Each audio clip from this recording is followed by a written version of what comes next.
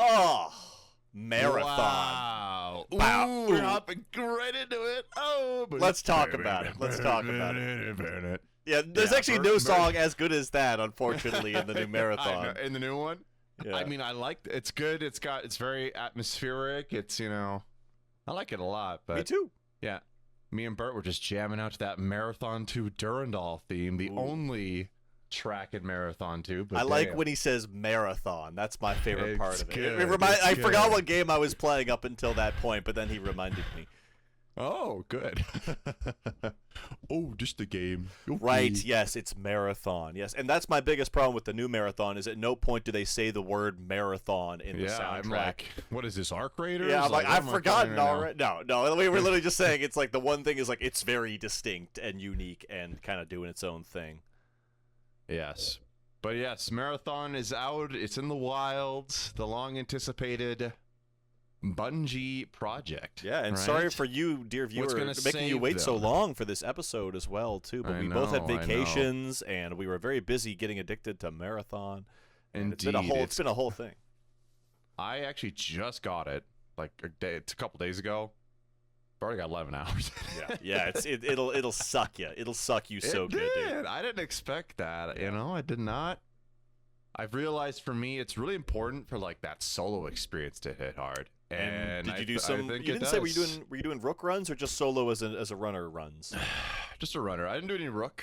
Although now that I know it's a random loadout, that sounds really fun. It's very fun. And 2 times today we got a rook took down all 3 of us, and it's like you can't even be mad because it's like that guy gets a crazy payday. It makes for a good story, and they really do have to outskill you and use everything they've got there. So they're doing that clip farming that I see so much of. But I like that the rook dynamic is very cool. The general interpersonal dynamics are really cool, like being able to strike up diplomacy with rooks and sometimes other squads, very infrequently, but sometimes you can make it work. Yeah, so I'm interested in that part of it because I've tried. I haven't really had any success. I've gotten as far as please don't shoot me, please. I'm friendly, please. And then did you get gunned down right after that? Is that? I successfully I did dissuade one guy, but then there was another guy. Another guy came in and gunned me down, so I didn't. I was like, fuck. That's the thing. You might convince one person, and I've been in there where it's like I convince a rook to team up and work together. And so my favorite is when they don't have a mic, but they can still hear you, and they just communicate through the gesture up and down with the gun. I love that shit. Very red versus blue, so that's great. But then you'll be teaming up with your rook buddy, and then you'll run into another rook, and he just stares at you like he's got the fucking 1,000-yard stare, and you're like, rook buddy, is that's not my rook, and it's another rook that snuck into your party and they take your ass out. There's lots of fun stuff that happens there. No, that's funny. Oh, you're not my rook. Oh my god. That's hilarious. That's awesome.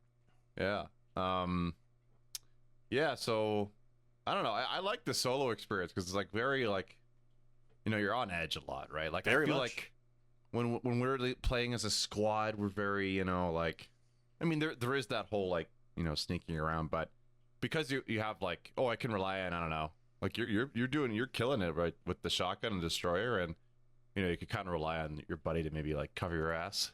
But when it's solos though, it's just you. And solo, it's just me, it's just me, and I have to be vigilant. I have to be I love the tension, the constant tension. And I was telling you, it reminds me a lot of Ready or Not in that way. Yeah, for sure. Where there is that I almost wish there was a peeking mechanic, where it can peek around corners. I mean, it's probably not really necessary for this game, but that's kind of what I get that feeling of I'm clearing corners and shit, I'm really really cautious when I'm entering areas, and that's cool, man. I like a game that has a constant thin layer of tension anywhere you go, you feel it. If anything, that's the thing I think they delivered the most on, because 100%. You see those 100%. trailers that they did for Destiny back in the day, where it's the fire team moving around and checking all their corners and slow walking through these big gorgeous environments, and then you play any sort of Destiny fire team experience, and it's you're goofing around with your buddies, you're jumping around, you're sword skating, and it's meanwhile Marathon actually taps into that essence of like you are slowly moving through these areas as a team, usually crouch walking if you want to get through something alive and intact, and you're slowly, checking every corner. You're seeing your guys ahead of you move out and fan out there, and it feels very like cinematic trailer levels of like immersion. It's great. Exactly, and I don't know. I mean, I wonder if this is what other extraction shooters are like. Maybe that is what they all tap into in essence. But I mean, in this game, the TTK crazy, man. Like you get gunned down like that, just like boom. Well, especially down, if you right? pull some coordinated shit like we did yesterday when we. I felt like I harnessed the power of the planet. Operator. That was my best moment yet. I was like, other fire team buddy, don't go ahead. You'll trigger the birds. Let them trigger the birds. We know there's a squad ahead of us from the gunfire. Let's get some better positions. We fanned out. Everyone got like a perfect firing angle. We hear those birds trigger. We dash in there. Bop, bop, bop. That was it. And all of us just like in sync took down the squad of 3. And I never felt more operator. It was just so beautiful from the top of the rooftop, just completely unaware. 2 guys gunned down, chased the third one. Beautiful. It was cinema, man. It felt amazing. And my other big one I was telling you about as well too, but that moment in Cryo Archive, we've done a couple runs now, and it's really fun in the final endgame area. But overall, that one where I got locked in a cage match with what I thought was me versus 3 people, and it gets locked from the inside, so there's no way your buddies can help you out. My 2 friends are trapped outside, and I'm inside, and I hear the footsteps, and I'm like, oh my god, it's me versus 3. I'm donezo. I'm done. And there's a couple bots skulking around there. I hear them fighting, and sure enough, I managed to get the drop on him and realized that it's just me and him in there. And we were together in there, and someone had to make a play until you could escape. There was no other way out. And then, our other 2 buddies got caught in a fight outside with the other 2. It was just like a very dynamic moment that felt very cool. So there's stuff like that that's keeping me thoroughly engaged, and we haven't even got to sort of the endgame compiler raid content stuff yet. There's still all that there. Yeah, I think it kind of I think the beauty of these sorts of games, and that's kind of what they tap into, is like the whole emergent gameplay. When you throw players and enemies and like conflicting incentives and goals or whatever, you get these like really cool moments. Like it, kind of like Wildgate. It reminds me of that a lot. In a way, maybe in more ways than one that we'd hope right now. Yeah, I know. Rest in peace, right? This is our the feeling, the Wildgate hole in our hearts. Dude, honestly, I feel the exact same feeling of like, how is this not more successful? Because it is having a tough time taking hold. Yeah, Wildgate or Marathon? Marathon. It's having tough times with player numbers, right? Yeah. I think it's worth talking about that too, because I looked into those numbers, and I mean, for every time you look into the budget of AAA games, and you're reminded, like, what the fuck, man? Like, how is it? Going on? How do we get these things? How do we get to play these things, man? Like a $200 million project, like.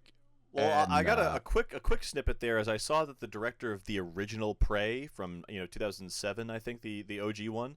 Alien abduction game, first person shooter, very unique. The beginning of the game licenses Don't Fear the Reaper, right? That's like the opening sequence has that song in there. And they said that at the time in 2007, they paid, I think, 10 grand for it or something like that. And then they said that in their recent game, they were looking at what it would cost now to license Don't Fear the Reaper, and they said it was over $150,000 just to get the license for the song. 150 times the price, right? Or no, sorry, 15 times the price. Math. Yeah, 15 times the price. And that's insane, but I think it's a testament to like how the perception of video games has inflated to these Hollywood like budgets, and people think that every game has $200 to $300 million. Yeah, that's a freaking Marvel movie, man. It's crazy. Like, what the hell? Game devs can't afford that. Like, that's not the kind of budgets that everyone's dealing with. And the reality is, like, a game like Marathon does not have mass market appeal like Marvel, like especially it doesn't, for like a $200 million budget. Apparently, is that what it's reported that? Yeah, $200 million.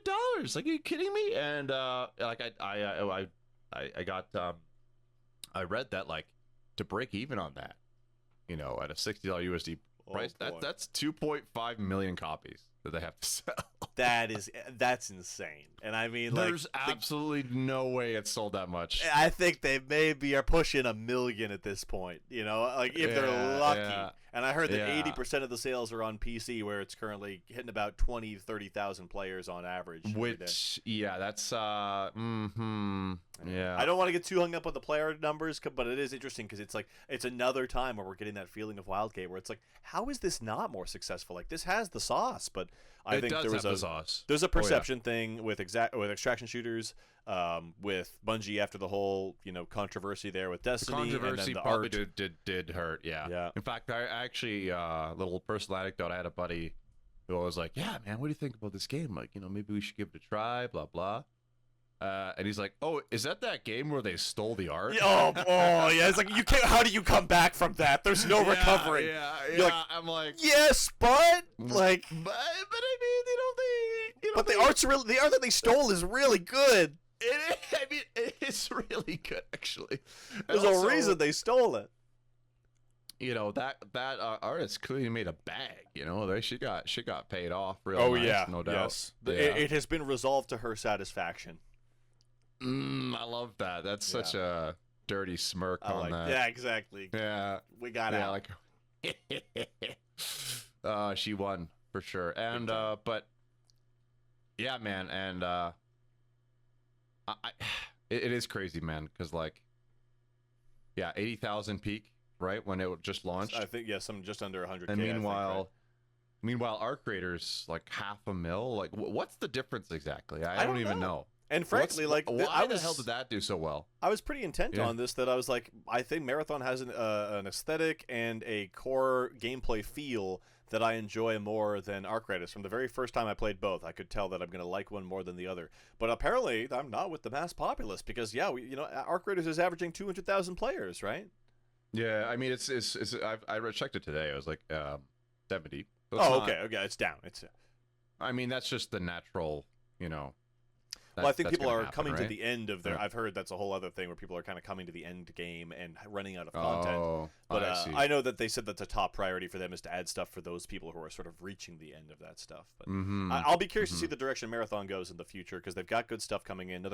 I think 2 days after we record this, the new mid-season update comes out with some nice balance changes across the whole slew there. And then we've got a new runner shell and a new map coming in a month and a half after that. So we'll see. There's plenty of stuff to keep me entertained till then, I think. New map, cool, very nice, very nice. Night Keep March. It going. Featuring darkness gameplay, heavy air quotes. I don't know what that is. That just dark? I don't know, man. I mean, if there was actually, that would be sick. If it's like a kind of like you need flashlights kind of thing, That would be cool, right. but man, like it's a real operator. I was just thinking thermal sights need to be even stronger. Yeah, that's a good idea. Make thermal sights even better. Thermal sights is I'm not familiar. Is that like a recon ability or something? No, sorry. Like they're attachments you can get for any gun, okay. and they give your gun the ability to see thermal outlines. And it's like I you see. bring. That's really strong. They're already really, really good. That's incredibly strong. Yeah. Oh, and you could see that in the dark. Can you imagine? That'd be so busted. I don't know. We'll see. But I'm just imagining creeping around, very low visibility. You could turn your flashlight on, but that'll reveal you. That sounds cool. That sounds cool. That'd be really cool. But yeah. Anyways, cool game. Cool game. I hope they can make it profitable so that we get to keep playing it. That's crazy. We have to say that these days, but it's so true. Yeah, I mean, they've said they've committed. They're with 200 million on the whole. They literally have to commit to it at this point. I think, right? Yeah, it's sunk cost for sure. And they've canceled all their other live service offerings basically. Yeah, so this is it. This is their bet. No, man. But I mean, let's talk about game's really cool, Yeah, like the art, man. Great, music great, music good, gun good, shoot. Yeah, there you go. That's the discussion. What else does it boil down to?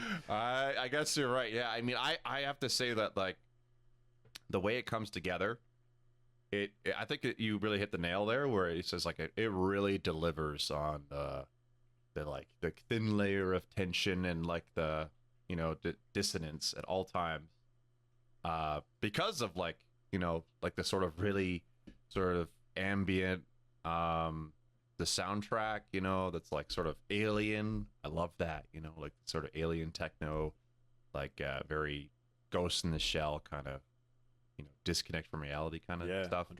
100%. The colors. It's got this. It's super unique. It feels super unique and fresh. And it all just comes together just to have this amazing 10 out of 10 atmosphere. Absolutely. I'm blown away with it. It looks amazing. It's a beautiful game. I think that those elements coming together, that's what's really got me sucked into it. Yeah, I mean, it goes a long way just being able to look at something. Well, you know what? Here, at the moment, it's such a cheesy thing, but it's the kind of thing where you can't get swept up in the beauty, because the second that you find yourself ogling the skybox is when you're gonna get a bullet to the brain, right? And that's what kind of creates this balance between you want to stop and take in the visuals and the atmosphere, but the game forces you to remain alert and vigilant and kind of look past that. So it sort of becomes this beautiful window dressing for everything that's going on, because the gunplay and the core gameplay loop of exploration, looting, finding other teams is so good that you can't pull yourself away from it to even stop for a second in this beautiful environment there. And I think they've done a good job building the lore up as well too. There's definitely more than a few lore entries where I've stopped and said oh wow, this is really good. I gotta stop and I read them, because I'm just intrigued by what they're trying to put out there. And I think I'm the only person in our entire friend group that has actually played Marathon at this point, and tonally I think they're pretty consistent. You know what? At first that was the biggest thing where I was this doesn't look like Marathon, but it kind of is. They kind of did it, and it took me seeing a Svit compiler in the cryo footage that I've seen to be all right, so they're delivering on some elements. I like how they've power scaled it as well too, because the security officer that you play in Marathon, spoilers, is a fucking jacked up super cyborg that they can deploy 10 of them to a planet and they'll completely overtake the planet. They're gods essentially. Maybe generous, but they're very, very strong compared to the average humans. And you're literally punching Svit compilers to death with your bare hands, and you can gun them down with a couple shots from your AR-75 with a grenade launcher.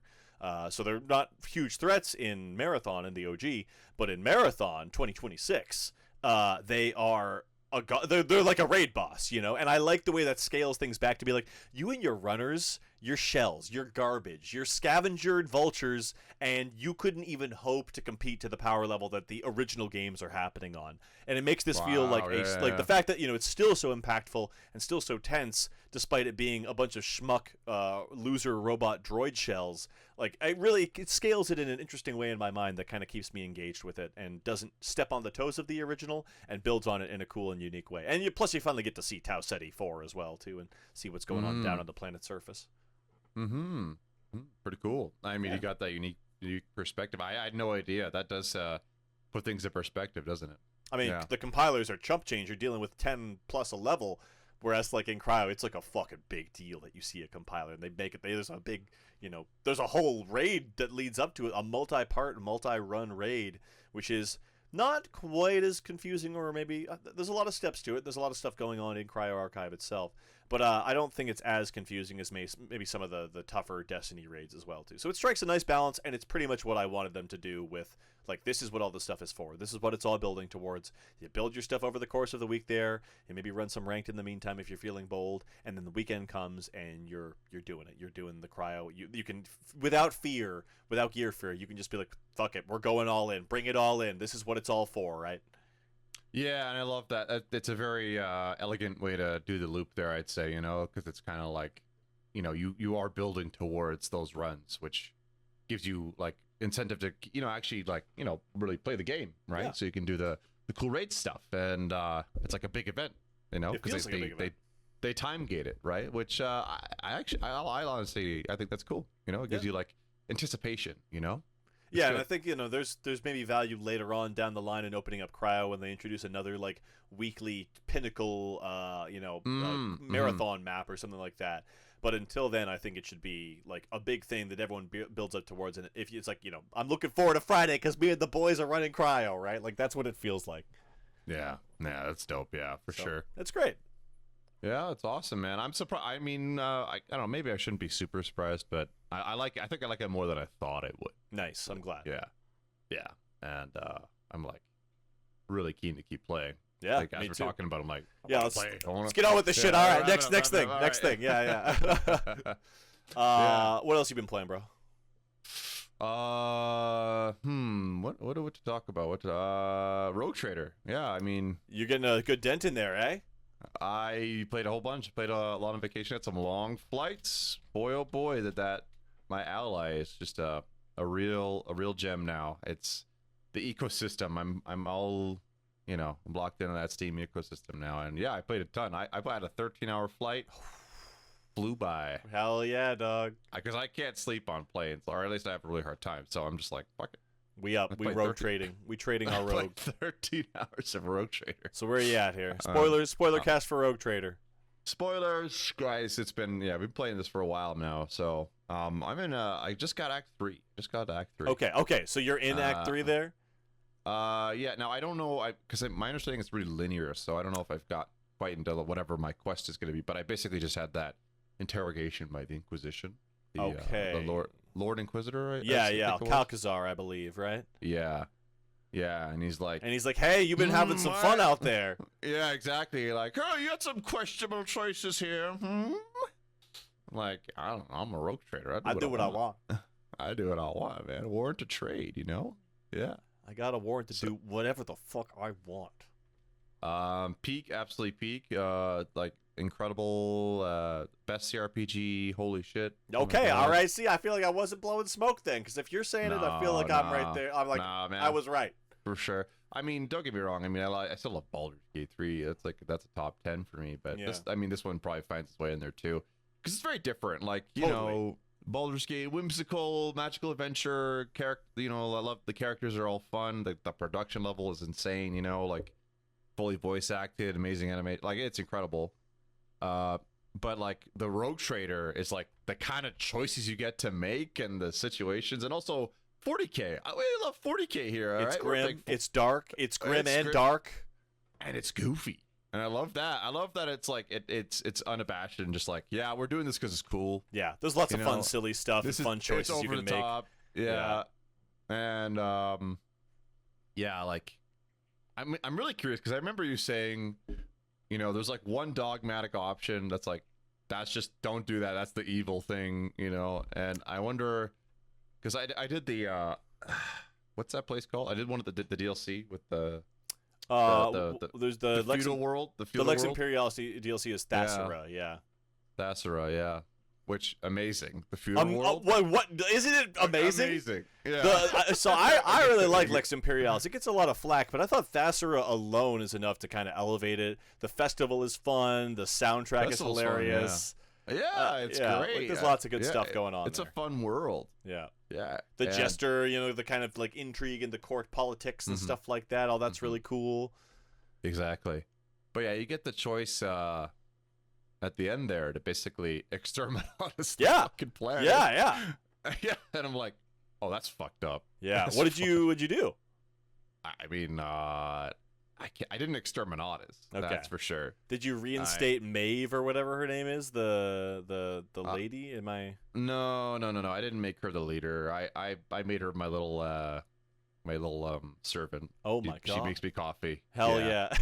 Yeah. I honestly probably the best face she could possibly have. Yeah. 100%. Poor girl, man. She got it rough. Oh my god. She goes through the hell out there. Yeah. Yeah. And is that the one where Solomon like kicks out is that where he like busts out in that cutscene? Am I crazy? Yeah, I think so. I love that cutscene where he just throws the grenade. Yeah, like kicks the door open. I thought, or like the cage rather. Yeah.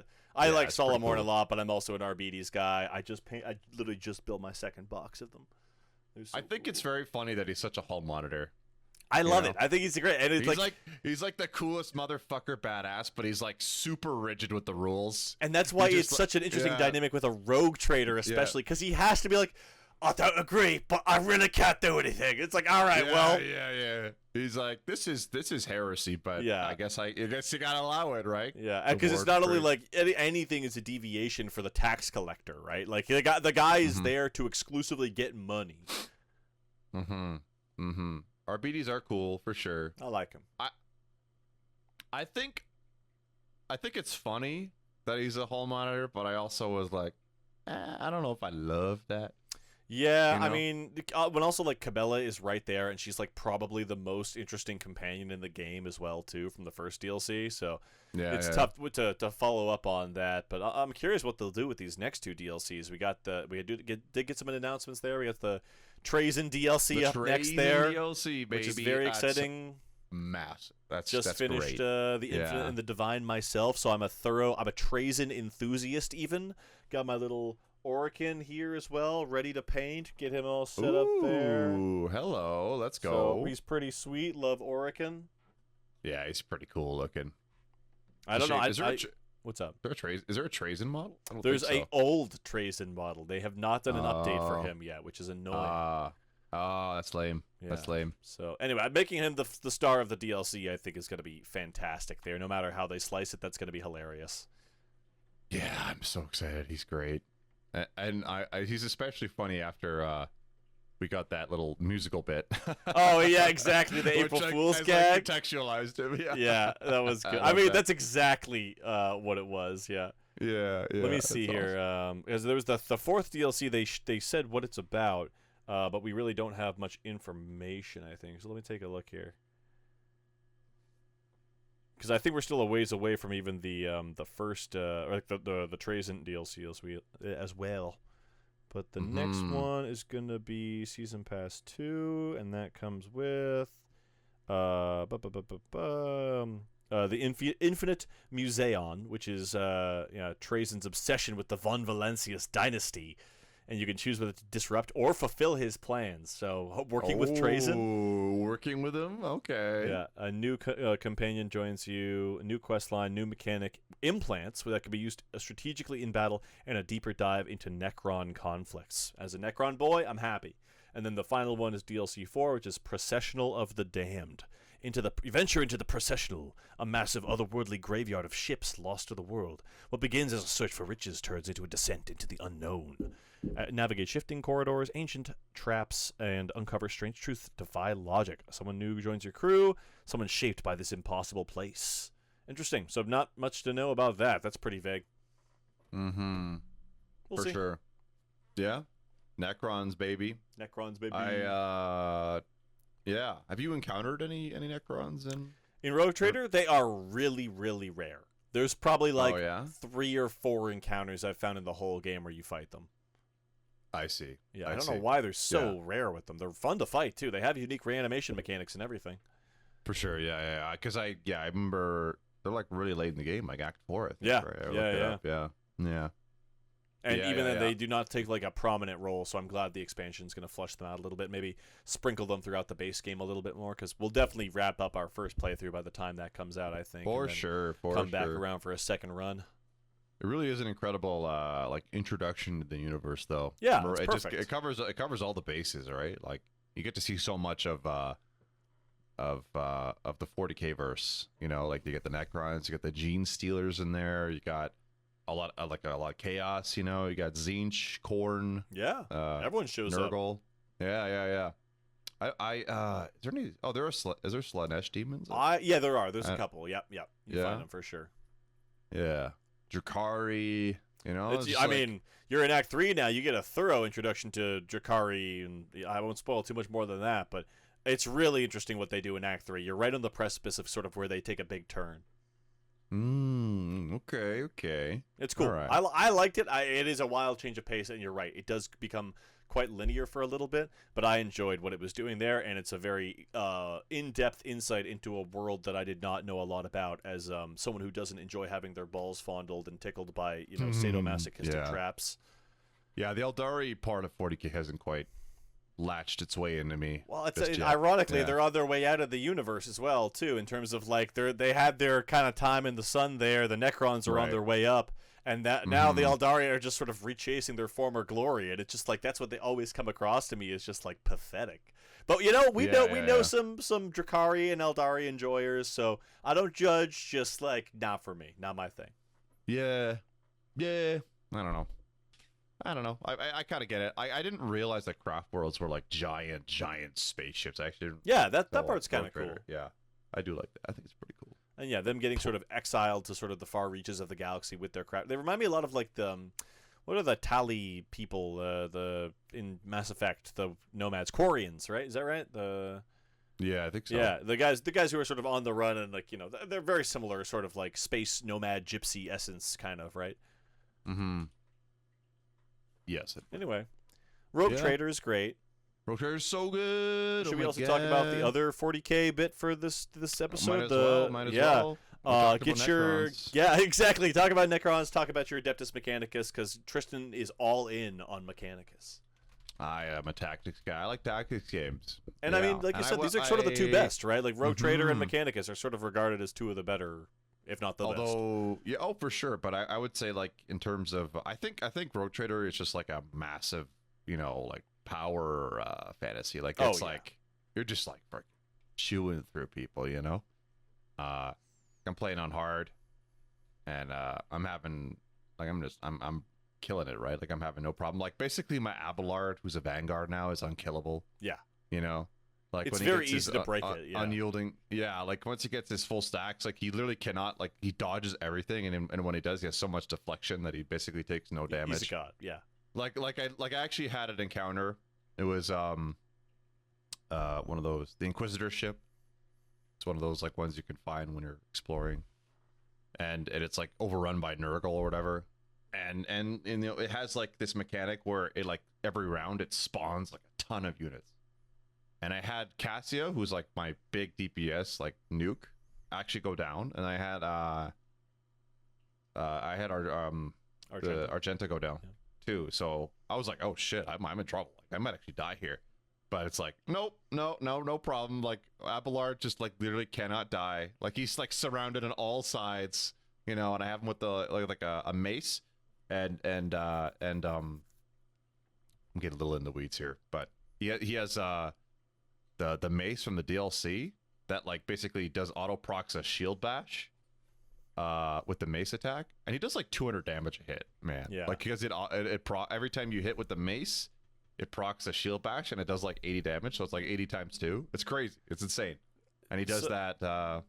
Alternatively, I was going to say playing Mechanicus feels like you're playing the cronies that you're up against. Like, you're playing the bad guys in Rogue Trader, essentially. Like, you're hitting for peanuts, and it's like the odds feel like they're hopelessly against you as well, too. So I found that, like, just from starting Mechanicus, I'm like, this is a stark contrast from Rogue Trader's power trip.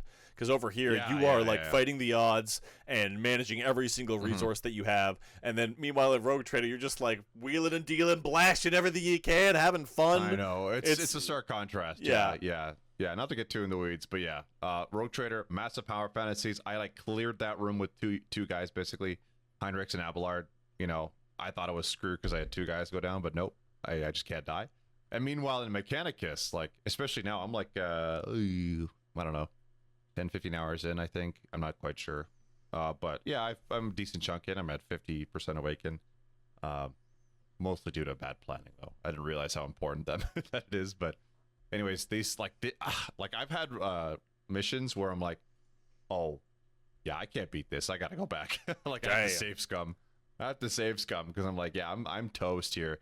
It's insane what they throw at you. And like you think like, oh, yeah, all right, I cleared the room. And then they just spawn like 5 other dudes that come in, God. And you're playing on normal.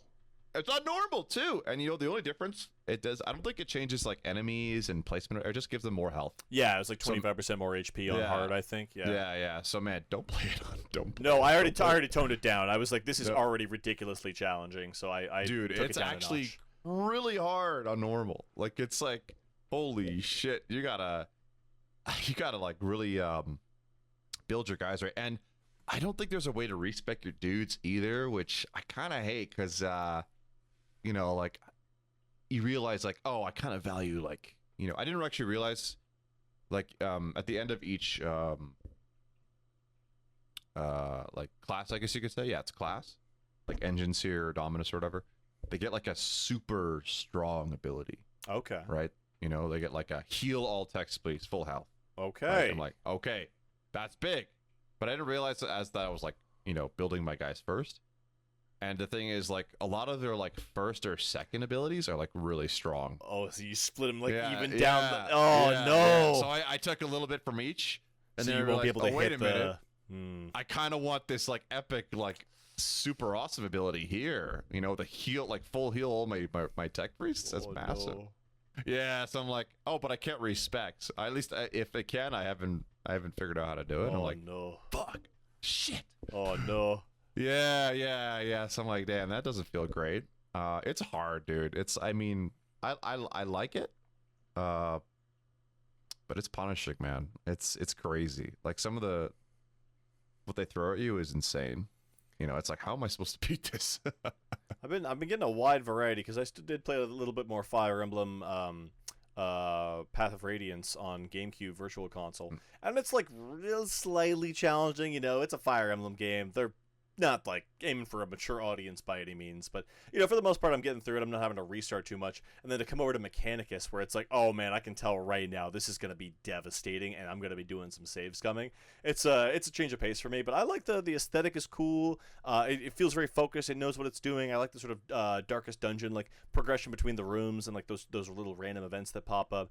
But yeah, I want to see like how deep they push the combat model as well too, because the cognition points or horribly abbreviated CP. Once again, I'm just like, what? Come on, they got to come up with a better thing.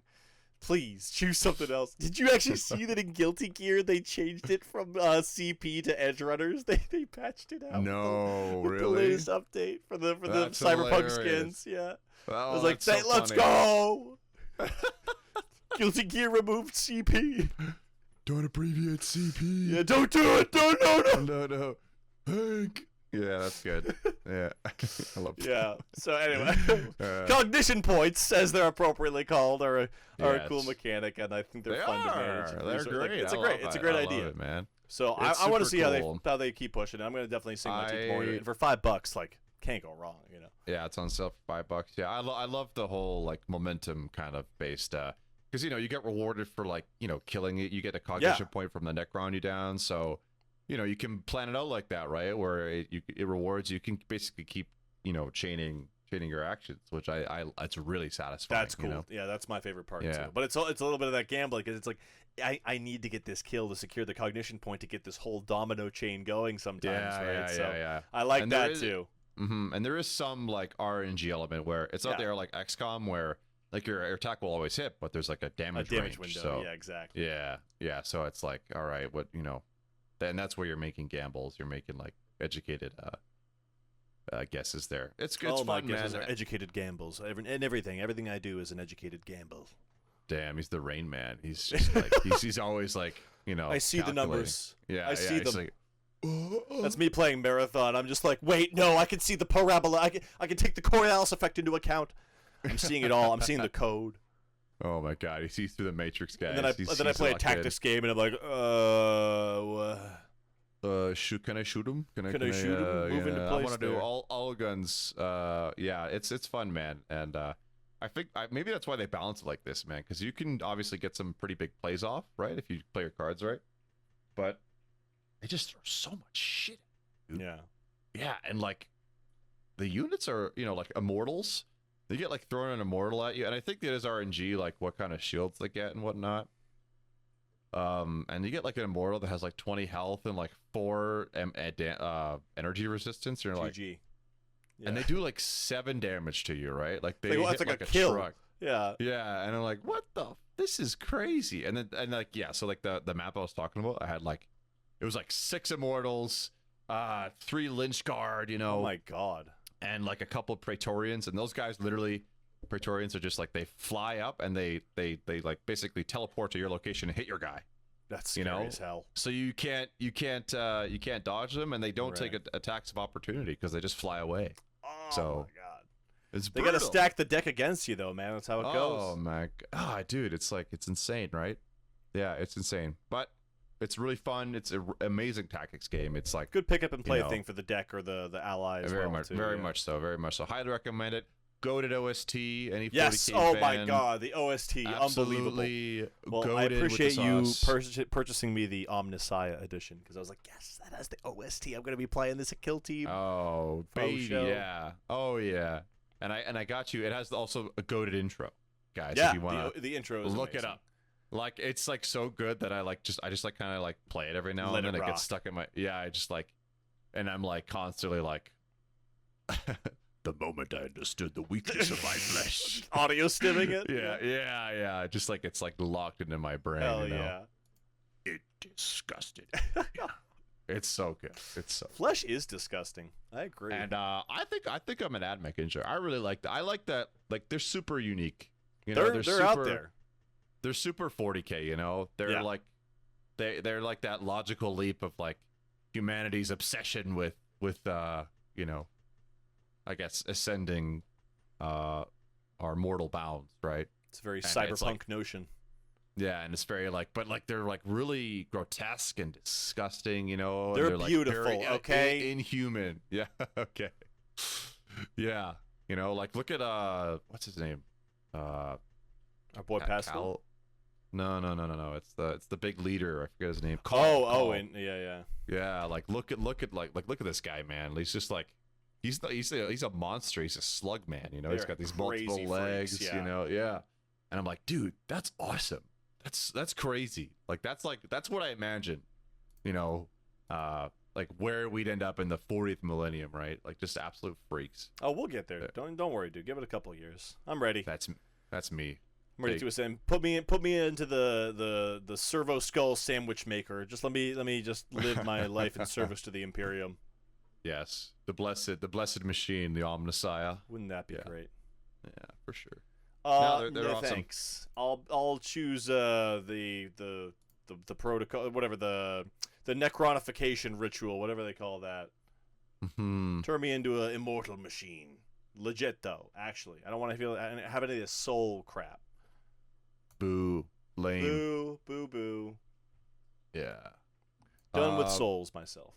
Good game. What are you playing? Well, we got that friggin' Resident Evil. I guess we should talk about. You know. Oh, that's a big deal. That's Resident sort of a Evil came deal. out. It's that's kind of a big deal. It's kind of the best one in this trilogy as well, too. No doubt. Ooh, of all of them? Of the 7, 8, 9 trilogy, it's definitely the best one. Well, yeah, for sure. Yeah, you're like, of course, Leon's there. Obviously, tell me something I don't know. It's RE4-2, baby. Yeah. Again, like, I was RE4-2 too, because RE8 was already RE4-2. I don't know. I mean, it was in a village. There was a vendor guy. It wasn't quite that, you know, action. I mean, fantasy. This one doesn't feel anything like RE4. Like in terms of like the progression, it's way more like there's a little bit of RE1, RE2 at the start there in the care center, and then I've just got onto Raccoon City now, and it's definitely taking a bit of a change of pace there. I think the care center was a little bit stronger overall. But yeah, I'd say I'd probably like just over halfway-ish. I don't really know how long Raccoon City is. I would assume I'm at like the either halfway or 2/3 mark of the game. I would think, but it's kind of hard to gauge. I'm not really sure. But it's scary. It's scary. It's incredibly scary. It's the scariest one. It's been terrifying. Really fun. What else? It's just balancing everything. It's just doing it all right in terms of like it's got that, you know, that progression, that exploring an area, finding your way through, unlocking various areas there. Like that feels all great. Enemy variety is relatively good. You got some good zombies. You got some good other freaks as well too. I've really been enjoying it start to finish. It feels very fresh as well too in terms of like balancing the horror side with Grace with the action side with Leon. Like it actually doesn't feel contrived, or like it actually works pretty good. I don't know if they could do it again. Like I feel like I wouldn't want to do like another one like this where they split it down and essentially you're playing two different games. But for the sake of this one, it's a nice balance, and that you go every time you're kind of like, all right, I feel like we've done enough Leon, we've done enough Grace. I do find they kind of yank control of Leon away a little, just like right when you're like, oh, could I have a little bit more, please? Like I'm not done. I want to play more with him, and then they just leave you wanting more every time. So I think that's good too. That's fine in its own right. They make him up to be, he's legendary. He's a mythical figure. It's crazy. Like the power scaling between him and Grace is nuts because you're going through a lot of the same areas and like fighting the same enemies. But with Leon, you're like bobbing and weaving and ducking and like obliterating people. You're turning them into dust. And then like Grace, you're like, you push him over a little bit. That's good. I mean, that's got to be a satisfying, you know, like juxtaposition, you know? Yeah. Because they have you go through the same areas, right? Yeah, it's like a little bit different structurally, but yeah, like you're going through like roughly the similar areas, and then with Leon, you're just like, so like you're gone. Yeah, you just go through there like, you know, timid and frail, sneaking around, and then and then you get the Leon, and you're just the like power trip. Yeah, the massive power trip to go through. Yeah. It's pretty cool. It's good. Pretty It's cool. good. That's dope. But yeah, there's not much else to say about Requiem. It's great. You know, you get to fire the big gun called Requiem. That's fun. It almost blows Grace's hands off in the animations. I've been swapping a lot between like first and third person as well too.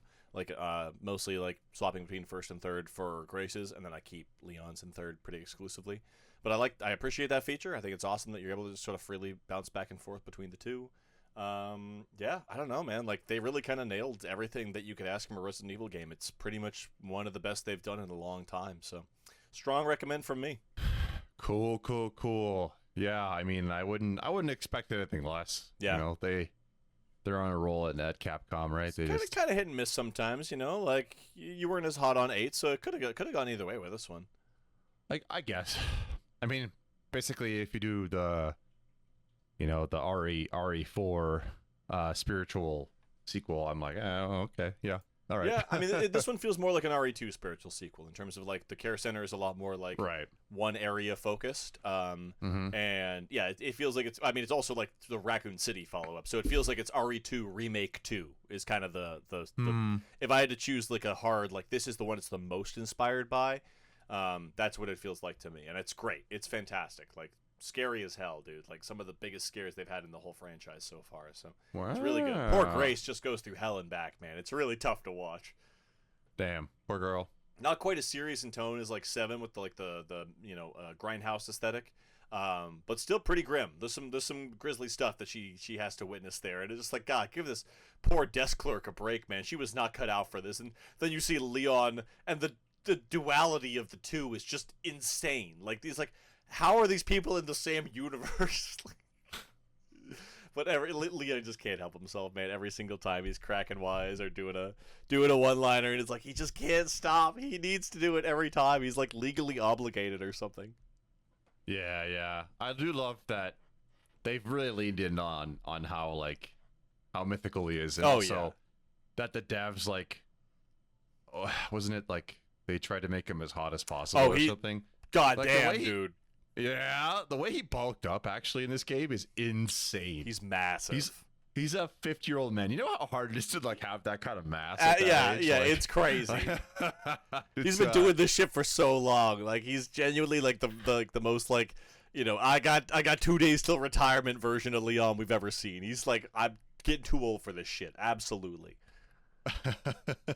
That's good.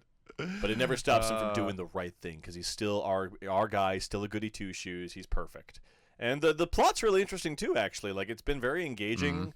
There's some good mysteries at play, some new characters that I thought were probably as strong, if not stronger, than what they've had previously with like 7 and 8, because those felt very like contained in their own world. This one feels like the most like following up on what has been established in the franchise up till now. So a lot of returning characters as well too. It's honestly like, I really couldn't ask for much more. They kind of delivered everything I wanted from it. So I've just been kind of busy with other stuff. That's the only reason I haven't finished it. And it's also quite hard. I'm playing on hard, and it has been brutal. Like, a lot of really challenging segments. Yeah. That's good. Yeah, but it's great. I strongly recommend it, and thank God they delivered, because I don't know if I could have handled, if it was bad. That would have been devastating to me. Can't imagine. Yeah, that'd be heartbreaking. The Leon game ruined. Yeah. How could you? Could you? Well, and that's then, great. Yeah, I'll play it eventually. I would recommend it for sure. Yeah, it's definitely worth it. What else we got? We got Invincible VS Beta was just running. Got my hands in there to play some of that. Haven't been playing too many other fighting games because my fight stick was broken, but I think it's fixed now. So, or rather, I thought it was broken. Maybe it was a placebo. I was misdropping inputs, but it seems okay now. So I don't know what happened, but anyway, got to play some Invincible Versus. It comes out end of this month, and the beta was a fun little way to get my hands on it, and it's cool. It's got some good stuff. I've seen some fighting game pros have been like, "This is the worst fighting game I've ever played." I'm like, okay, I don't know if I'd say that. Like, I'm not seeing it. Like, that was Punk that said that. I was like, what the fuck? Like, so we'll see. But I like it overall. I think they're doing a cool thing. I have no idea. There's some silly stuff in there. I was telling you, you can do kind of like semi-infinites if people don't get the timing right or don't know how to stop an assist to tag. Like, you can tag in and like do a combo reset with an assist. And if people don't stop that, you can just like full combo them every single time consistently, which is fun and it looks really cool. But it's entirely reliant on someone pressing the proper button to escape from it at the right time. So that was kind of fun to catch people with that. It's just like be like, all right, time for you to go do the tutorial, dude. You're not getting through this one without it. It's like a really, is it really easy, like execution wise? I would say yes. Buttons feel very like I think they call it like the magic combo. It's like revolver combos from BlazBlue or whatever. Like in the terms of it's very like light, medium, heavy, special, super, light, medium, heavy, light, medium, heavy, launch up into the air, light, medium, heavy, special, super, and then off a super you can do a tag into another character as well too. So you can very easily staircase combo things consistently, and it didn't feel the most in depth. But I was also learning a couple of interesting resets, and like there are some cool properties on some moves. There are some, like, once again, it's like cool things get locked behind things that'll never happen. Like there's cool stage transitions, but it seems like it only happens if you get like a crumple move, which is like you do like the Street Fighter 4 like focus attack, and you'll do like a charged up like medium attack or whatever, and it creates a crumple state if it lands. Which is like, when the fuck is that ever going to happen? It doesn't go through guard or anything like that. People can just block it. But maybe there's some mind games that I'm not seeing there. But anyway, you get the crumple state, and then you do a snapback like any other, assist fighting game, and you can tag out to another person. But instead of like snapping to another character, maybe it still does, but it does a stage transition, which is like the cool, knock them across the whole planet and you see them fly over to like the fucking next map over. And I love that stuff. But it's the same as like the finale things in Dragon Ball FighterZ, right? The cool cutscenes there where it's like, I am never gonna get the conditions to see this consistently. Why do you make this cool stuff like relegated? It should happen in fighters. It should happen every time that Gohan beats Cell. You should see the finale, not like if you kill them specifically with a heavy attack or some other bullshit. There's another condition or something, right? Like just let the cool stuff be visible, right? That's fair, yeah. That's for sure. That's to be somewhere in the middle. Maybe not too it kind of worked for a little bit, Oh, sure, so it's like, it has that coolness factor, Yeah, I actually landed it, but rather than like let me land it so we could see it, right? Yeah, for sure. Yeah. But the roster was kind of disappointing. Like the beta doesn't really have any cool characters that I wanted to play outside of Alan and Omni-Man, but I really wanted to try out Powerplex, who's the Just Frame character. Let's fucking go. I'm excited to see that. Rufelmonger put out a video about him being the Just Frame character. I'm like, I was already planning on playing him. It's destiny that he's going to be the hardest character in the roster. It just makes sense. Of course. Yeah, every time. Yeah. Give me my perfect electric wind god fist. Is that thematic lore-wise? I thought he would be more of a character where it's like as he gets to lower health, he gets stronger, because like that's his whole thing is he takes impacts and stores the energy inside him, then releases it. So I thought it'd be fun if he was like, as he gets to lower health, he becomes stronger. But they didn't do that. They went with just frames, which is interesting. Huh. That is interesting. I'm not sure that's not quite. Yeah, but all right. It's been pretty loose for a lot of the adaptations in terms of like faithfulness. Right. Is this going to be a free-to-play game? Do you know, or no, is it going to be $50 Canadian? I think. Yeah, okay. discount fighter, and I mean, like, I had fun with it. One of our buddies has it pre-order. We're gonna give it a shot there, and he's a big Invincible fan. But for like a non-Invincible fan who likes fighting games, I don't know if this is gonna be a good enough fighting game for them to get on it. And then for like a fighting game fan who doesn't like Invincible, I mean, like, it's the Invincible fighting game. I don't know. Like, I like it. I think it's fun, but I couldn't say if it's like worth it for someone else who's not getting as much mileage out of like hearing these performances, seeing some of these characters duke it out. It's just generally very fun. And like I said, it doesn't feel like it's like all fan service there. But some of the level 3s are like, look, they did the moment from the thing or whatever, right? Like that stuff's all cool. But yeah, it's hard to say if it's like worth it for someone just who's like, I like fighting games, but I've never seen or cared about Invincible. So hard to say. Right. I see. All right. Yeah. I guess we'll see when it comes out. We'll see. Come out soon? Well, yeah, end of the month. So I'll report back then. Okay. Yeah. Yeah. You got a pre-order, or you're locking that down? Yeah, or? My sister got it for me for Christmas, not realizing that it didn't come out for another 6 months. Damn, she's on lock with the damn games or the gifts, though. Yeah. She's incredible.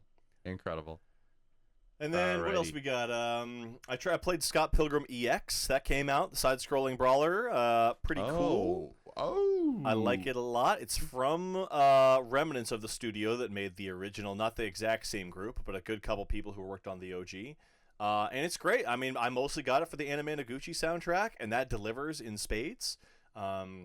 It's cool. It's a cool game. I like what they're doing over there. It's got an interesting, rather than just like going left to right on linear levels, it's a little bit more like quote unquote open world, where you have like a couple of maps and you sort of go back and forth between them to enter different levels. But it's just been a fun game to like have, play with people who come over. It's very simple, side-scrolling, beat 'em up, mash a couple buttons, and have fun with it. But the music is just the reason I got it, and that is like, it's unbelievable. The soundtrack is so good. Anime Noguchi, man. I think it's like 100 songs. I think it's over 100 songs for the new one, which is crazy. Hell yeah. Ooh, Very Toronto-coded game, of course. Of course, as it should be. Yeah. But, it's a side-scrolling beat 'em up, right? There's not much else to say about it. It's cool. Yeah. I like it. Visuals are not quite as good as the OG in terms of like the backgrounds and stuff like that, but the character models still look fantastic. Mm-hmm. Yeah, I never really been big on beat 'em ups. Me neither. Yeah, like they're okay. They're fine. They're simple. Yeah. To be fair, this one has cool like fighting game inputs for a couple of moves as well too. Nothing like crazy. You're not doing like quarter circles or shoryukens or nothing. But there's a couple of like inputs beyond just the usual like light attack, heavy attack, and grab or whatever, right? So you're doing some fun stuff with some of the moves, which I did appreciate. There's a little bit of depth to the move sets for all the characters. That's cool. Yeah, like actual like comboing. Yeah. There's definitely some stuff you can pull together for sure. Yeah, for sure. Yeah, I like that. Okay. But yeah, if you like Scott Pilgrim, you like Anime Noguchi, it's good. It's worth grabbing. It was cheap. Yeah, I mean, it looks like a watch the gameplay. I mean, they get really creative. These areas are kind of nuts. It looks good. Some of them they're like sort of it's like a multiverse thing. They're doing something pretty fresh in there. It's very much in the vein of like Scott Pilgrim Takes Off rather than versus like the manga or rather the comic or versus the world. It's sort of like, let's take a bunch of interesting sort of character setups and like put them all together in context that you maybe didn't get to see in the original in stories, So like getting to see some fun character interactions, getting to see some like different variants of other characters. There was a very cool boss that I enjoyed where it's like a graveyard level and young Neil has been turned into like a mummified slave for Envy Adams, and Envy Adams is wearing oh my god, why am I blanking? The Bloodborne boss of the Clock Tower, Maria, right? Oh, she's wearing the Maria outfit, and she does the full like double blade blood plunge into her and stuff. And I'm like, this it's for me. They know you. They know me. They know what I like. That's crazy. They're like, we're making this for Burton. Yeah, and I'm just like, he's our guy. I'm like poking Juvia and be like, look. She's like, I don't know what you're referencing. Like, oh hell. And I was just like, oh my god, they knew that like I would be like, hey, it's Maria from Bloodborne. Like that's a deep cut, That's a good one. That's a good one. I see you, Dev. So that's the if you're that kind of freak, if you're my kind of freak, then you'll like it. Damn. That could not be a deeper cut. Yeah, it was like, all right, yeah. I see you. That's glorious. That's good. That was good. Cool. And then on my vacation, I got the DLC for Mario Wonder. I wanted to talk about that just real quick. Because it's fun. It's sort of like, I think Mario Wonder is probably one of the better 2D Marios that they've done in a while after all these new Super Mario Bros. And I beat it just before I got there to the Bahamas. And then we got to sink our teeth into the Bella Bell Park stuff, which is sort of like a series. It's like a mini game plaza. There's versus attractions. There's co-op attractions. You can do them individually, or you can kind of queue up like 3 to 10 in a row, and it'll sort of do like a Mario Party kind of like, play a bunch of these little mini games one after another, see who gets the high score kind of stuff. Super simple, super fun. Like, a lot of the little versus games were okay, but the co-op ones were really fun. Like, there's one where you turn you can do it normally with normal controls too, but you can turn the Switch 2 Joy-Con sideways and use it like a mouse, and you can use it to draw platforms, like little donut platforms that fall. So you're making the platforms for the team as you're like advancing under it. And I'm like, this is great. Like this is the perfect co-op experience where you're both like yelling at each other and trying to communicate. And it's a little crazy and a little hectic and very difficult. And you really have to kind of be on the same wavelength. And I really like the co-op ones. Yeah. So yeah. Those are fun. The versus ones are okay. They're passable. For sure. Okay. But it's fun. Yeah, we had a good time with it. It was a nice, just light fare for us. We like those 2D Mario games. That's good. That's good. I don't think I ever mentioned this, but I did actually play Wonder. I did play. I played that. I got it in Japan. Yeah. Oh, yeah. I never brought it up. I got a Japanese copy of it. Oh, cool. And I think I beat it on the train and the plane. Yeah. What'd you think? It's fun. It's pretty good. Fun. Maybe I'm not just. It's good. I don't know if I'm a Mario guy. I don't know. I mean, Galaxy, those games hit, of course, but 2D. I mean, I liked it, but it wasn't like, it's just they're a bit simple, they're a bit easy. Yeah, I think they gotta kind of crank them up. Like, almost always my best memories with them are like Champions Road in 3D World, or like the really kind of high octane ones where they crank the difficulty all the way. And me and my buddies are trying to, in the case of like 3D World, me and my sister trying to get through, Champions Road, or that kind of stuff's always where I have the most fun there. And my favorite thing about the 2D ones was bumping into each other and causing chaos for each other, and they took that out in Wonder too. So I also think my enjoyment comes a lot from like playing it with a friend, like my sister or whatever, like that. Yeah. That's where I really kind of get the most mileage out of them. I think without that, like, they're okay, Yeah, for sure. But I appreciate that they engender that couch co-op, and then this expansion is just like leaning back into that, because it's like the Bella Bell Park stuff, which is the mini games, and then they also like scatter the Koopalings throughout the base game as well too, with short little like levels that lead into a boss fight, one in each world. So it's a very light, sprinkling on the top of the base game there, and then the little park attractions off to the side. So worth $30? I don't know. Maybe. For 30 for DLC? 30 for the DLC for the Switch 2 upgrade, yeah. Oh, for the upgrade, I see. Yeah. I see. I gotcha. Yeah. All right. Okay. It's okay. Yeah, for sure. But that's all I got. I wanted to bring that one up just because it was a fun little treat there. And I told you we were playing some Strikers as well, too, which is very fun. Strikers, the GOAT! Yeah. Oh, yeah. Oh, doesn't that game rock? It's kind of awesome. I was having a good time with it. Yeah, it's so it's fun. quite challenging. We were having a tough time getting the cups. Yeah. Yeah, so you were playing with your sister on the same team. We okay. tried that. Yeah. Oh. You play on the higher difficulties? It's tough, actually. I was playing on professional. I was like, we're not rookies. Yes. Come on. Yes, the AI is actually kind of cracked, and they would like do like a perfect volley up the whole field every time. And I was like, what am I? But it really like encouraged us to learn the game. Like, you have to use every mechanic at your disposal to get past them. They were cracked. Yeah, you really want to use the volleys for sure. That's, the perfect pass. It's like your odds go up a lot. And we also didn't know we had access to the lob pass for quite some time, so that was really screwing us over. Because it's like you need that to get past defenses. Yeah, because they'll just slide tackle and steal your ball, right? Yeah, 100%. But yeah, I love that game, and it's like wonderful and goofy over the top. The tackling people into the barrier, it's such a blast. It has that just like pure, unadulterated fun that you get from video gaming.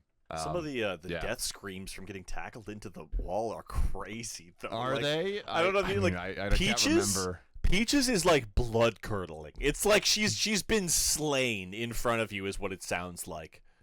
No way. It's really harrowing. Man. I was like, why does it sound like this? We couldn't stop laughing at it every time she got tackled into the wall. It was like, why? Jesus Christ! The voice actor is just giving it her all. But it's pretty. Yeah. I don't know. I just looked right. It up, yeah. Right. It's like she's been cut down in front of you.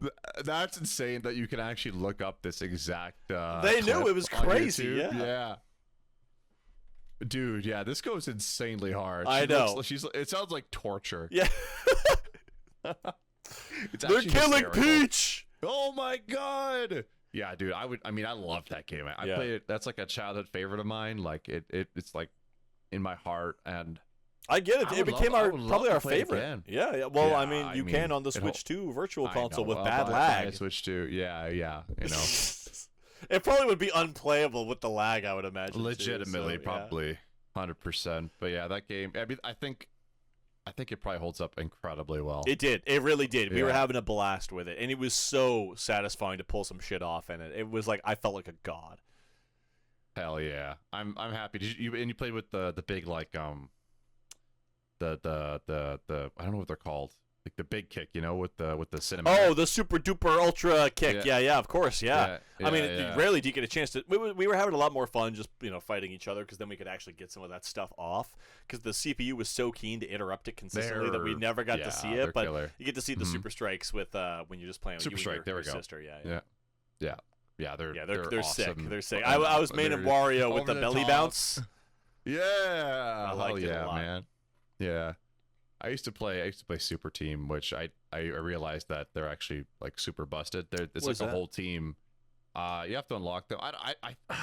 Were you playing the First Strikers, or is it charged? This was the First Strikers, I believe. Okay, yeah. Were there 3 or 2? There's 2. Okay. Yeah, you have to unlock them, and basically it's like a whole team of captains. Okay. Oh my god. Yeah. So they all can do the super strike. Yeah. It is actually. Yeah. That's. I mean, frankly, you kind of should like. It's really hard and professional. Oh my! Honestly, the schmuck like little Koopalings or Goombas or your toads rather are not doing enough work there. It felt like, although their toads are always perfect, of course. Of course they are. They get the perfect lob, every time. Every day they're always set up to go fully down the field with a 1-2-3 pass. Like it's like, all right, I'll just be over here and die. They're crazy. Yeah. But it was fun. It became our favorite game to play over the whole break. So a real testament to how well that game held up. I would take any opportunity. Anybody I've met that has played that game, like they're always like, "Yeah, this game is a blast." Dude, you like Super Mario Strikers? I knew I liked you, bro. And dap them up. Anyways, all right, and I think it's worth talking about here just because it is kind of the big hotness. I got Slay the Spire 2. I did see you. I asked you. I didn't. Well, I know. Lay it on me. Do you like Slay the Spire? Well, now there's more of it. Now there's 2 of them. There's 2. They got 2 Slay the Spires. Oh my god. It's Slay the Spire with better art. They got a couple new characters. I haven't actually really gotten to play them yet. The big thing is the multiplayer, and I'm like, it's awesome. They added multiplayer? Yeah, you should. Is it co-op or what is it? It's co-op, yeah. Oh, co-op. Yeah, buddy, you should pick it up, 100%. I think this is another crack addiction, though, isn't it? I've heard about you Slay the Spire people. I mean, if you've got that deck builder tick, yeah, I mean you're kind of. Look, man. Every game we play is like a crack simulator. Yeah, dude. It's true. Marathon, yeah. Frickin' gambling. Yeah. I mean, okay, yeah, not in the same gambling sense, but more in the same like the dopamine, Oh yeah. Well, I mean, they all have an element of randomness and that to it as well too. But yeah, like I know what you mean. The hit to the brain, the happy chemical, as we put it on the show. But yeah, I mean, it's awesome because you have to be like, talking with your buddy and be like, all right, you got weekend? You got like, do we have damage? Like, how much damage you got?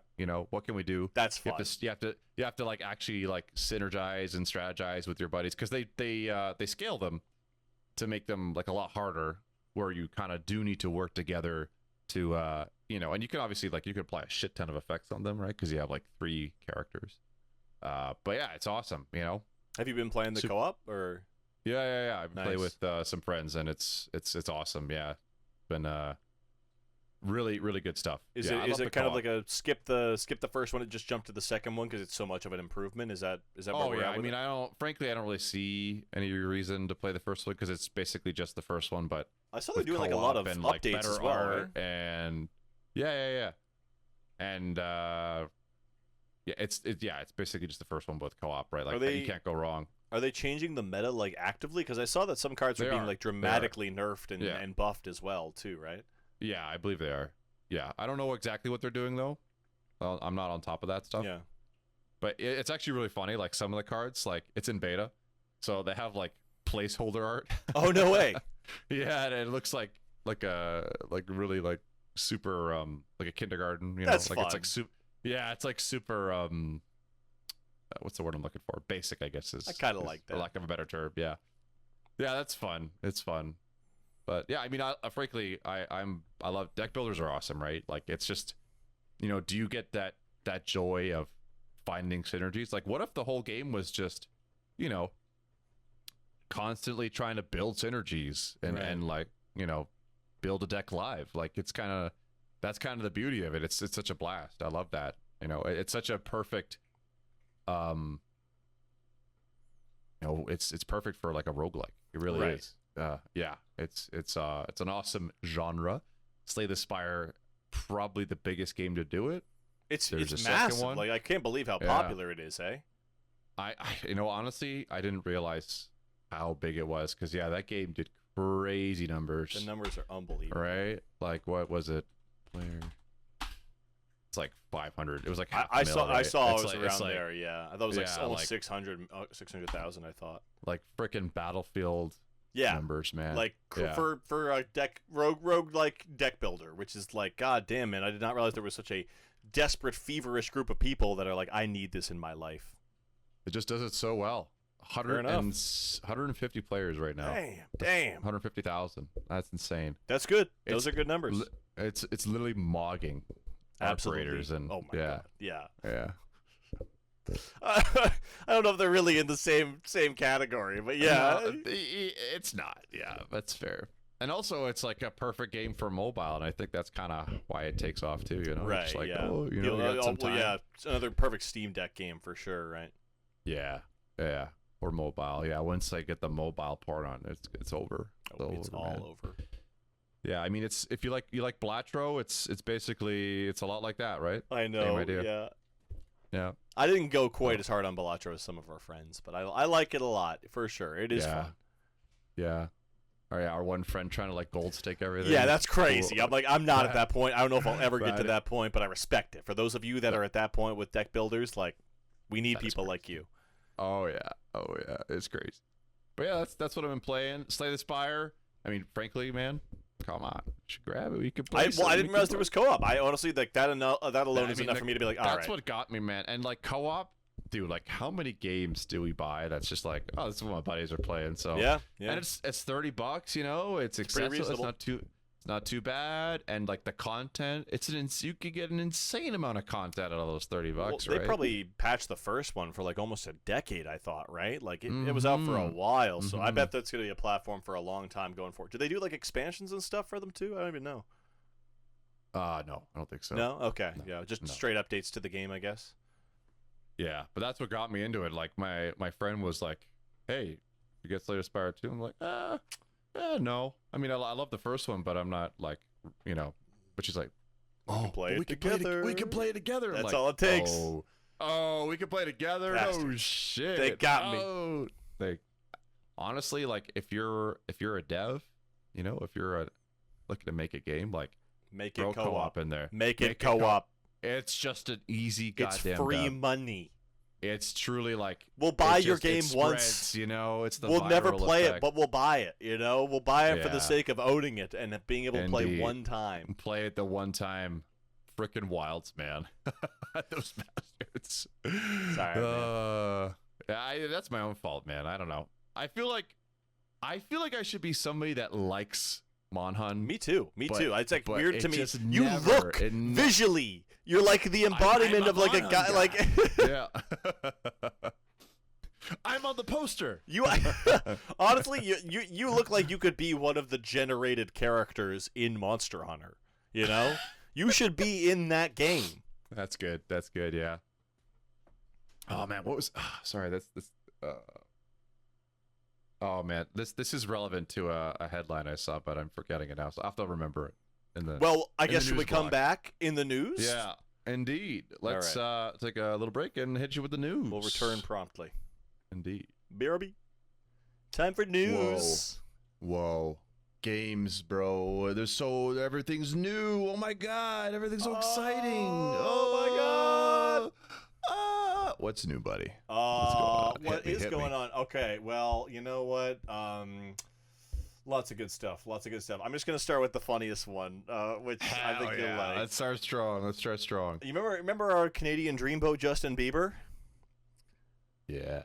So, man was at Coachella recently, right? On the screen behind him during his performance, you know what he's using his footage? I don't know. Fucking Turbo Overkill. No shot. Yeah, he's literally using it as background, like visuals and aesthetic for his show, which is like, oh my god, Tristan's gonna love that. Oh, no fucking shot. That's Can you massive. believe What it? the hell? Justin Bieber confirmed Turbo Overkill fan. Justin fucking Bieber? He's the goat? Maybe when he's not crashing cars, you know. All right, I gotta see. I mean, that explains why he loves the speed, you know, the driving in a car too fast in Toronto and crashing it. It's because he's playing Turbo Overkill the other half of the time. You know? He's got that OST blasting, man. I don't blame him. Fair enough. You know what? I'll allow it. Can't be that mad. Yeah, you can't be mad. Anyway, just a crazy place to see Turbo Overkill show up. Is that Coachella? I was like, Turbo. That's so fucking niche, yeah, dude. I know. Like out of all the like things, right? an indie boomer shooter. Like, give me a break. Okay, you're telling me Justin Bieber is actually a man of culture? Maybe. Like, all right. Is there actually like footage of this? Like, I saw it was just an image of him, or rather, no, it was here. I'll pull it up here. I'll send it to you. Shout out to J. Oh, okay. J Beebs, yeah. Oh, you see it? Oh, yeah. No. Yeah, this there you can't be real. This cannot be real. Pretty crazy. So that's fun. Just a fun little one there. That's so great. That tickles my heart. That's a good one. That's a good one. Well done. That's hot off the presses. That's good. Yeah, that's hot off the presses there. Yeah, I'm seeing this from like a post from Apogee. That's the publisher. Yeah, exactly. They made a Twitter post about it. Is this real? No way. Is this like? Is this like a fake thing? Maybe you think like they. Oh, I didn't even question it. I saw that. You know, it might be. Is it from the devs? That's Apogee Entertainment is the publisher, man. Yeah. Yeah. Maybe I got bamboozled. I don't know. Maybe it's a little bamboozle, man. I would. Although they would be the first ones to share it if it was real as well, too. It looked pretty legit, like, and it makes sense. It's the kind of background thing you would have in the background of your crazy show, right? Because it looks like one of those games that like they're playing on, like, you know, in Breaking Bad or something. Like that's what Jesse's playing or some shit. You know, like he's playing Rage in the show. I know, whatever. But that's the kind of thing. Like, you know, Suits' idea of a video game and like what it should look like, right? Yeah. I'm trying to. I don't know. I gotta fact check this, but we know what. For now, it's funny. It's a funny idea. Let's believe. That'd be crazy. Yeah, can't be real. And then other stuff here. What do we got? I got some Physint news from our boy Kojima. Oh, that game is still is going on. That is a real game that is going to happen. Probably. Okay. Yeah. They're doing a casting call, and they're saying. That in that casting call, they're implying that there's going to be a tribute to the hit 90s movie Speed with the bus. And I'm like, what the fuck is this game about? Like, what are we talking about? I don't know what is happening in this game. Wasn't this the stealth game? Like, but yeah, it's codenamed Shimmer. And then for the casting process, at least, that's what they're calling it. The casting director, Mari Ueda, is looking for actors to portray people on a hijacked bus. That includes a mother with a newborn baby, 5 teenagers, and a German man who is supposed to be intense and confident in a psychotic way, quote unquote. The description of the German man also references Mads Mikkelsen's performance in Hannibal, a surprising connection given that Mikkelsen has showed up in Death Stranding. So, some fun stuff. This is on Polygon here from Thomas Francese. But, yeah, so I don't know, like... Hard to say if this is like the single scene or if this whole game is going to be on a hijacked bus or what this is all about. But I was intrigued by that being a point of reference for him. I'm like, God, he's just such a Westaboo, man. He loves Western movies. He's just going to incorporate all of his favorite ones in some way or another. But anyway, OD is up first, so we'll see what's going on with OD and then Physint down the line, it seems like. But just interesting to be like, okay, another piece of the puzzle coming into play for Physint and what that game is going to be about. We'll see. There's a lot of action in Metal Gear. Yeah. For sure. Yeah. Like, especially in, like, 4. Oh, of course. Yeah. And yeah, there are scenes like that as well, too. But just interesting that we're, like, getting, you know, information about what this game is about from casting calls. Like, what a testament to how Hollywoodized he's become. He loves this shit. He wants it all to be a movie. Yeah, exactly. That's not exactly what you expect from a video game. He loves blending the line. Yeah. He does, and he does it well.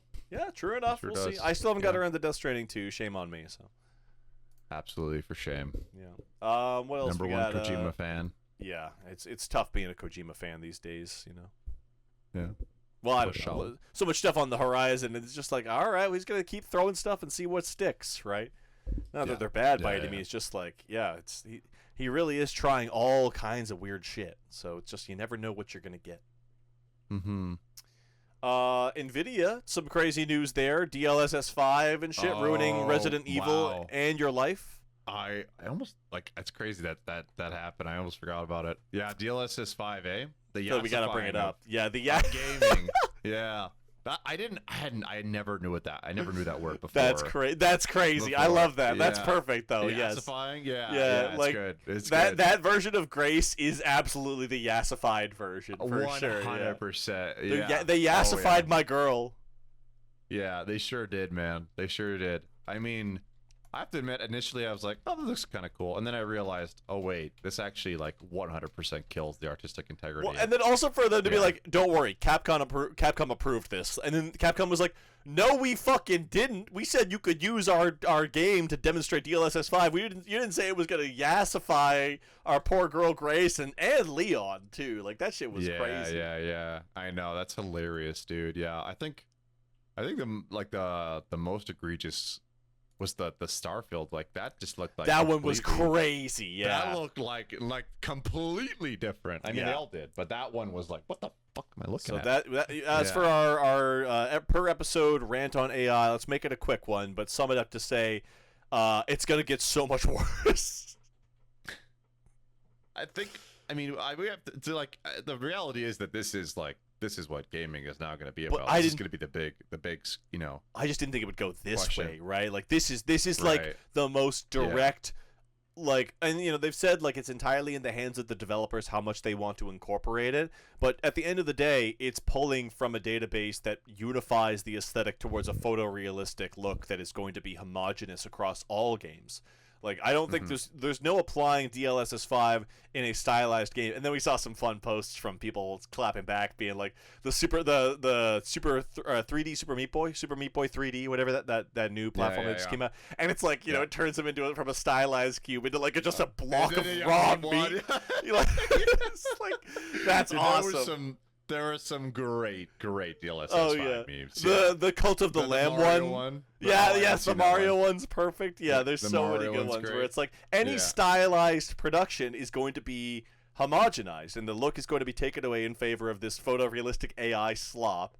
And it's just like, man, this is the worst way this could have gone for sure. Oh, 100%. I mean, if that's what gaming turns into, that would be very, very doomer for sure. That would be the worst possible outcome. Well, I'm looking at I'm trying to find the Cult of the Lamb one. That one's my favorite. I think. Yeah, you got it because they did a perfect summation of it. Cult of the Lamb DLSS 5, right? Is it just like a lamb? Just like a. I'm trying to. What's the one? I got it here. It's on their Twitter profile. Yeah, it's good. So that's pretty much the future of AI incorporation in these kind of games here. It's not a good look. Is it the Yassified lamb? Is it the one? Yeah, exactly. Yeah. You see it there? Yeah. Yeah, with the chat face. Yeah. With the cheekbones and the the lipstick. That's good shit. That's good shit. Yeah. So that's if what that's anything looking good like. came out of it, the memes are hilarious. Yeah, no, I mean, hopefully that's all that comes out of it, and they cancel the whole fucking thing. But Nvidia's the number one pusher of this tech, right? So it makes sense that they're trying to be on the forefront of it. Of course. Yeah, anyway. I mean, what it does to faces is insane, man. It's awful. Not too much else here. They announced that new Rhythm Heaven Groove game, which I'm super excited for. That kind of went on the back burner for a long time there, but I think they said what was it, June or July? Pulling it up here. But I'm a big Rhythm Heaven guy, so I'm actually super stoked for the fact that this is not only real, but on the horizon and coming out relatively soon, I believe. They just said what it was. It is launching on July 2nd, so not too much longer for that one there. And I love a good rhythm game, and I don't know if did you ever play any of the Rhythm Heaven games? Nope. No, they're quality, man. Like, I know you love a good rhythm game as well, too. I do. So I think, and this one's on Switch yeah. 1 as well. Fortunately, it's not being locked behind 2. Thank God. Mm-hmm. That's cool. Yeah. I know nothing about these games. Oh, honestly. they're like the most charming rhythm games in existence.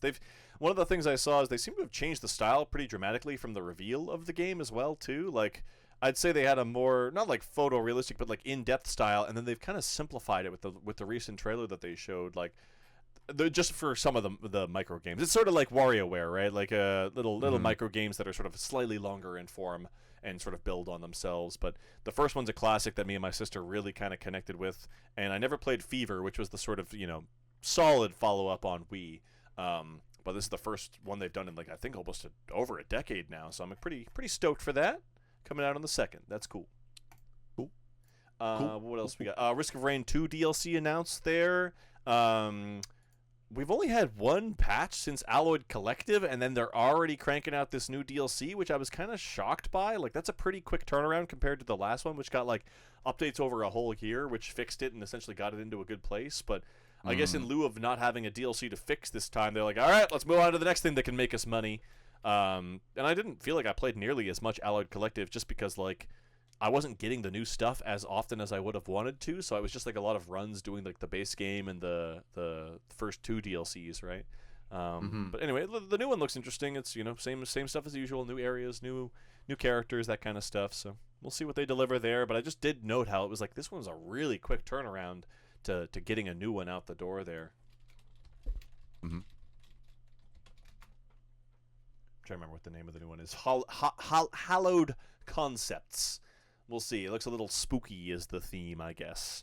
And probably incorporating some sort of new system as well, too, just like the last one did with the drones. But I barely got a chance to really kind of sink my teeth into the last one outside the survivors. Like, I didn't get to kind of complete it, so to speak. So there's a lot of stuff to sink my teeth into that I haven't even seen at the last one before they get to this new one here. So really noticing the ramped-up production that they're doing there. Mm-hmm.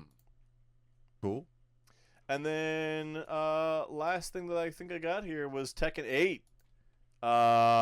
Season 3. Season 3. Mm-hmm. And then they issued a statement. Like it was a while back now. I think it was in end of March there. But they were saying, they're going to address the strong community response after hundreds of fans left another review bomb on the on Steam there, right? Ooh. I heard like, it did not land. It did not land. Well, to come out and be like, we're going back to basics, and then they completely double down on season 2 is like, what is happening, dude? That it's just I don't like. Are they gaslighting? It's crazy. Community? It's crazy, man. Yeah, truly. Like, what are they going for here? I don't understand. I don't know, man. I just I've seen a lot of people at this point being like the game can't be saved, like it's too deep down this hole of like these new moves and stuff that have been added. Like it's to be like back to basics and then incorporate more of this stuff is crazy when already it's been so poorly received. And frankly, I feel like Tekken 8 would be a better game if they never updated it. Legit. Like if it was still in like 1.0, I think the game would be stronger for it. Probably at this point. I mean, what they did with season 2 was just so egregious. Yeah. That's tough. Yeah, I've been seeing that, like a lot of creators being like, yeah, this was really disappointing, and kind of they lost faith in the dev team, right? Yeah, I get it, man. I don't know the weeds of what they did, but the fact that they just haven't tuned down what they did in season 2, it's just so sad. And to go further in that direction too after season 3 is crazy. And it's like for many of the people who are putting their time into this, I get it being the final straw for them. Like I totally understand. So I just it's really sad to have seen the direction that game has taken, because it's like, not that we have any lack of other fighting games to play, but it's like, damn, I didn't think it would be this bad. Yeah, for sure. But yeah, that's all I got. Yeah, for sure. I wanted to, I know we're so tired of poo-pooing on AI, but there was a couple here because they're near and dear to our hearts that I did want to touch on a little bit here. One in particular that really kind of got me. This one sucked. Was apparently the translator for Kingdom Come Deliverance got fired and replaced with AI translator. That's a job I hadn't considered. Oh no. Yeah. And I mean, as someone who, I have like firsthand experience, like kind of using AI to try and learn a language and also understanding like the intricacies, like my wife is like really into language learning, the intricacies of like how different languages can be between each other and like how it is to, how different things are expressed. Like, I just don't really, there's just no goddamn way. Like, yeah, sure, I'm sure AI is like really good at, like, I just like, hey, it's going to translate it. Yeah, it'll translate it, right? It'll tell you what they're saying. But like the actual, within the context of everything, like the real essence, there's the real nuance feeling, that's going to get lost. Yeah. The nuance of what is trying to be said, between these translations. Like, I think you need a human. You need to interpret that and then bring it to life. Like, it's not a trivial thing. It really isn't. I mean, even with humans at the helm there, it's a tough job for them to find the most appropriate thing. And we've seen, I bounce into those threads all the time where they're comparing translations with, a more literal one with the embellishments that some translators take. And I think it's really given a bad name for many translators who probably do put in the time and the effort to find a nuanced take that is the most appropriate. Because, I'm thinking like some of the most crazy ones, which are like Itataki Mas being like, rub-a-dub-dub, thanks for the grub. And it's like, what? That's crazy. What is that from? I can't even remember what it's from. That's like a classic one that gets thrown around. But like, what? That is not what that means. That's not even close. Yeah. That's funny. That's good. So like, there's a couple of those where I think it's really been like, some dumbasses are like, oh yeah, we can have a robot do that even better. And that is a poor decision that an individual made to adapt a very easy, simple translation. But there's people who are putting the time and the effort in to make sure that stuff is loyal and faithful. And it's not easy. So I can't even imagine how hard it would be for a robot that can't understand human nuance, Yeah, that's what I'm saying, man. That's absolutely crazy to me. And like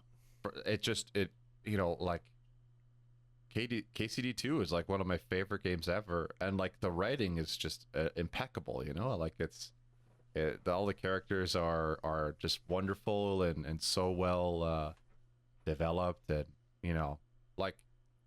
to understand that, like, hey, this is a game that was I assume initially written in Czech, Czech devs, right, and then put into English, and like how well it translates, like how incredibly well realized it is. It's like, yeah, like that's a whole endeavor.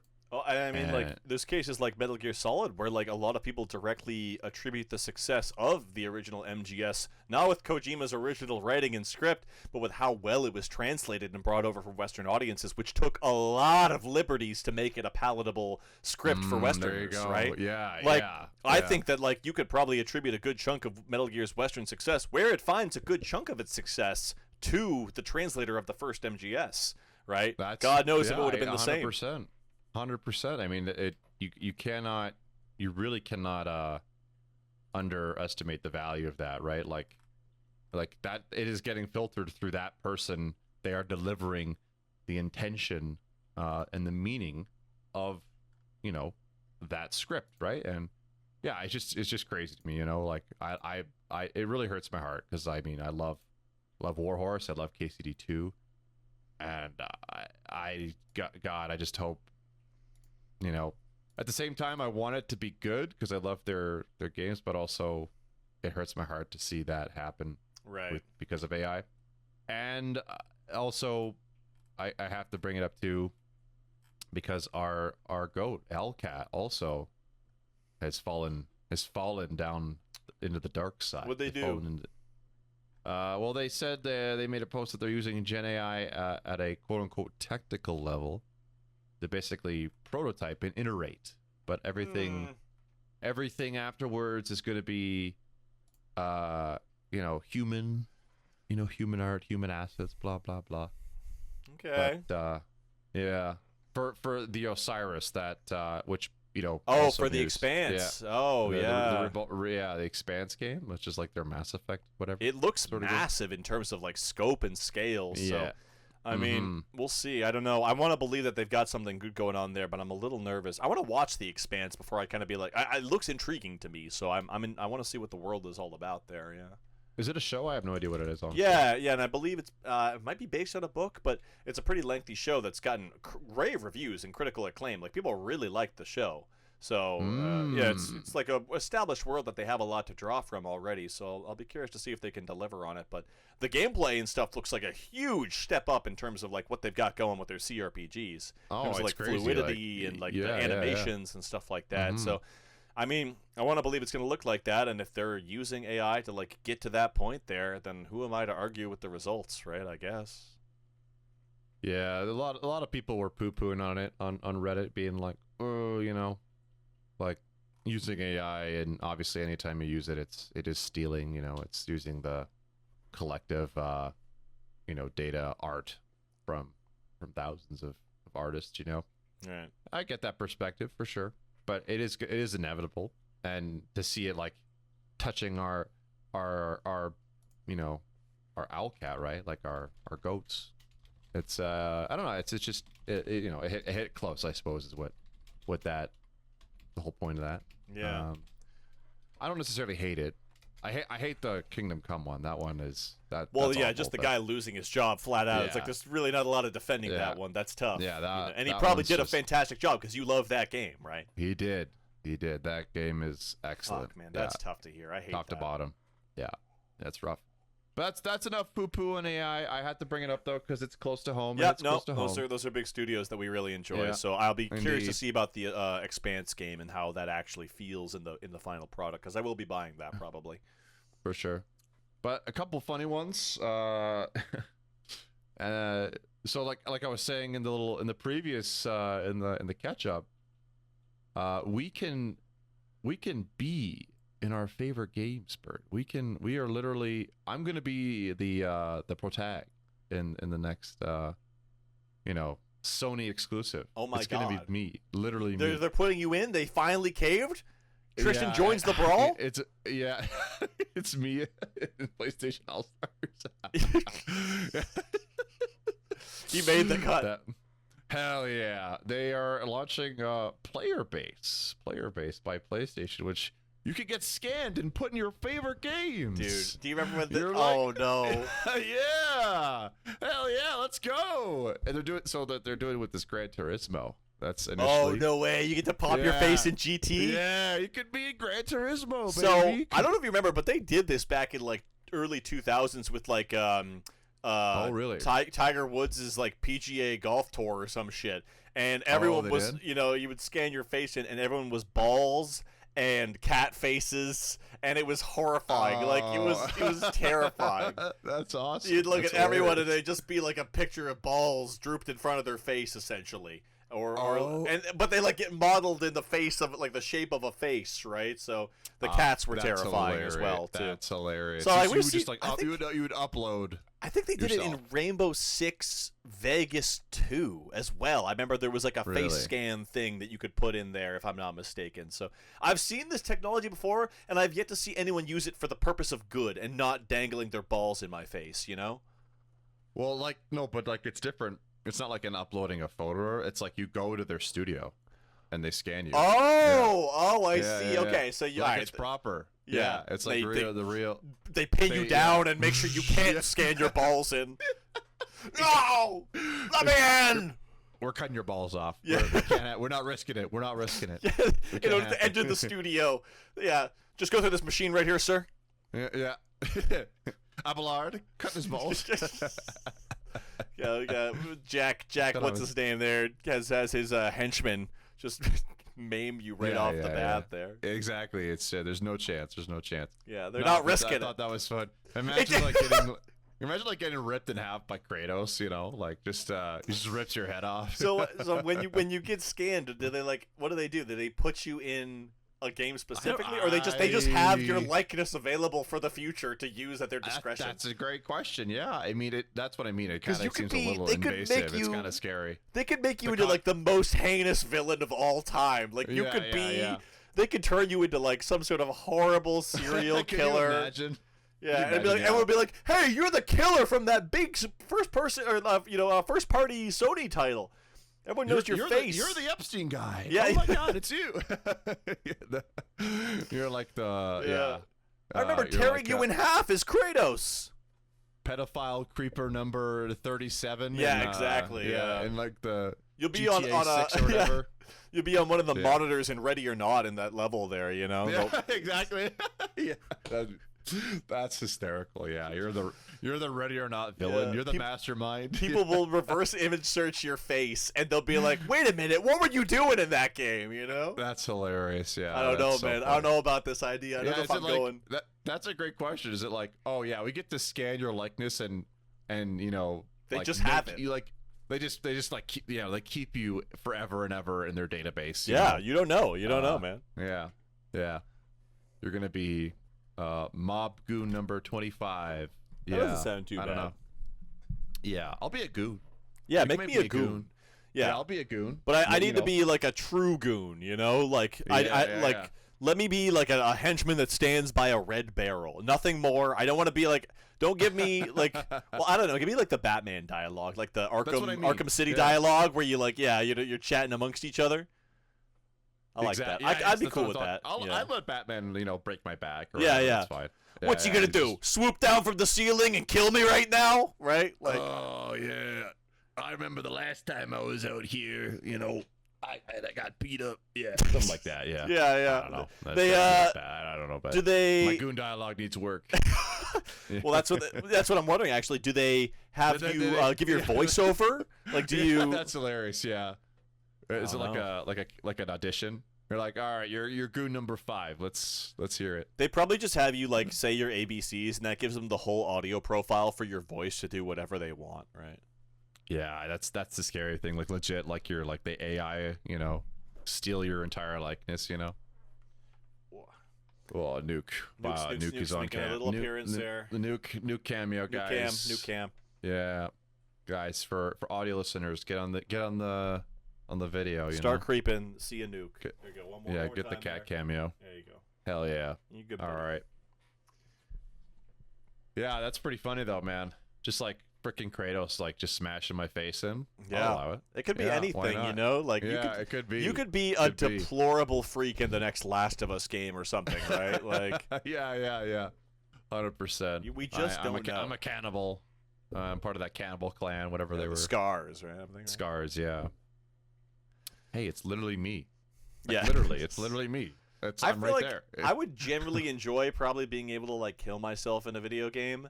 But I feel like, like the recognition, like other people would probably like subconsciously look at you differently. Like they wouldn't know where they saw you before, but they'd be like, something about your face, man. Just like, I'm getting a bad vibe, Yeah, you know what? I'm feeling really aggressive to you, man. I don't know what it is. I'm like racking my brain for first party Sony games. Like I really can't think of any because they don't really make any. It's like Last of Us, God of War. Marathon. I'm in Marathon. I'm the next Shell. It's me. Yeah. Wow. Like in my twerp shirt, That'd be sick. That'd be sick. I'd play you, dude. What's your runner ability? What's my ability? God, I don't know. Yeah. I lull you with my sweet dulcet tones. Oh, there you go. Yeah. I got a mic. I'm a podcaster. That's my. I'm a Vox guy. I'm like a Vox relay. I'm like, and I like send good vibes to the people, and they just don't want to fight you anymore. Okay, yeah. I was thinking use like depression as a debuff. That'd be fun. Like everyone gets really bummed seeing you. Is that who? Well, that's what I'm saying. It's like you sign your likeness over. You don't get to choose what runner shell you have. That's true. They could make you the most depressing motherfucker. I'm like that smiling friends dude. Yeah. I guess I'm just gonna go kill myself or whatever. I forget his name. Yeah, Mike's character in the first episode. Yeah. I don't understand how this is not supposed to stop me from killing myself. Yeah, that's the next runner shell, guys. Look forward to it. The smiling friends in Marathon. Let's go. Yeah, pour one out for smiling friends as well. Oh yeah, is that is recent news, isn't it? It's over. Yeah. God damn. Is it just? Is there going to be one more season, or is it? No. There's 2 more episodes coming out, and that's it. That's it. Like they're cutting it there. Yeah. Oh my god. Getting ahead of the curve there and ending while they're still heroes rather than living long enough to become the villains, right? I mean, I guess that's fair, but damn, does that hurt? Because man, they're creatives. I want them to do what they feel best at. You know, like if they're feeling like it's getting stale, like let them out and let them be free to create. It's very. I wouldn't want it tarnished. You know. Yeah. There's something to be said about end it early. Like get out while you still can. Exactly. Like outliving its creative juice, I guess. Right. Yeah. Yeah. So. I'm going to be the main character of the next Sony exclusive. You heard it here first. This is an announcement. God. This is a frame perfect exclusive. Oh, you're gonna. I don't know what they're gonna make you, bro. Yeah, I don't know, man. The ready or not is a good one. That's a good. You're gonna be like the origami killer. You're gonna be the next Scott Shelby and oh my yeah. Yeah. That's good. Put me in the Kojima game.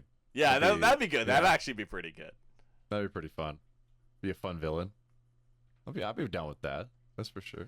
I don't think everyone wants to get into the Kojima game. Everyone's getting in the Ready or Not game though. You're gonna be the freak on the monitor. Yeah. I'm gonna get my brains blown out. Yeah. Yeah. And then the other one was the Mindesye guy. Oh yeah, what's he saying? Apparently, there's a new DLC coming out for it. Yeah. And it's going to feature content that will have evidence of the sabotage of the game. Truly, this will prove I was vindicated all along, guys. It was a conspiracy. I swear. It was. Yeah. You just need to buy the expansion for me to prove that it wasn't a con. Yeah, for real. I didn't even think about it that way. That's crazy. I mean, it's almost like funny to just to buy it to see what kind of like cracked up shit they're gonna. That's gonna nuts. Have in there. Yeah, I can prove it, guys. You just need to give me more money. Man, just like the most insane delusion I've seen in recent memory. It's so funny. I want to see it though. I want to know how really in game he proves. Like, yeah. The whole DLC is a detective story as you're solving the elaborate how do you conspiracy. how do you weave that? Mindesye How do you weave that into the narrative? Like, what is it going to be? Like a Easter egg room that like has documents? It just goes like full like fourth wall breaking. Like it's just like text entries that are just like revealing like emails that he had with people. Yeah, that's hilarious. Dude. That's crazy. Okay, I want to see it. How do you incorporate that in a game? Like legit, I have no idea. Well, he's gonna show you. But you just need to give him more money. You can't make this shit up though. It's so yeah, funny. That's hilarious, dude. That's actually crazy. That's insane. It's so hysterical, dude. He's lost it. He's lost the plot. No, dude.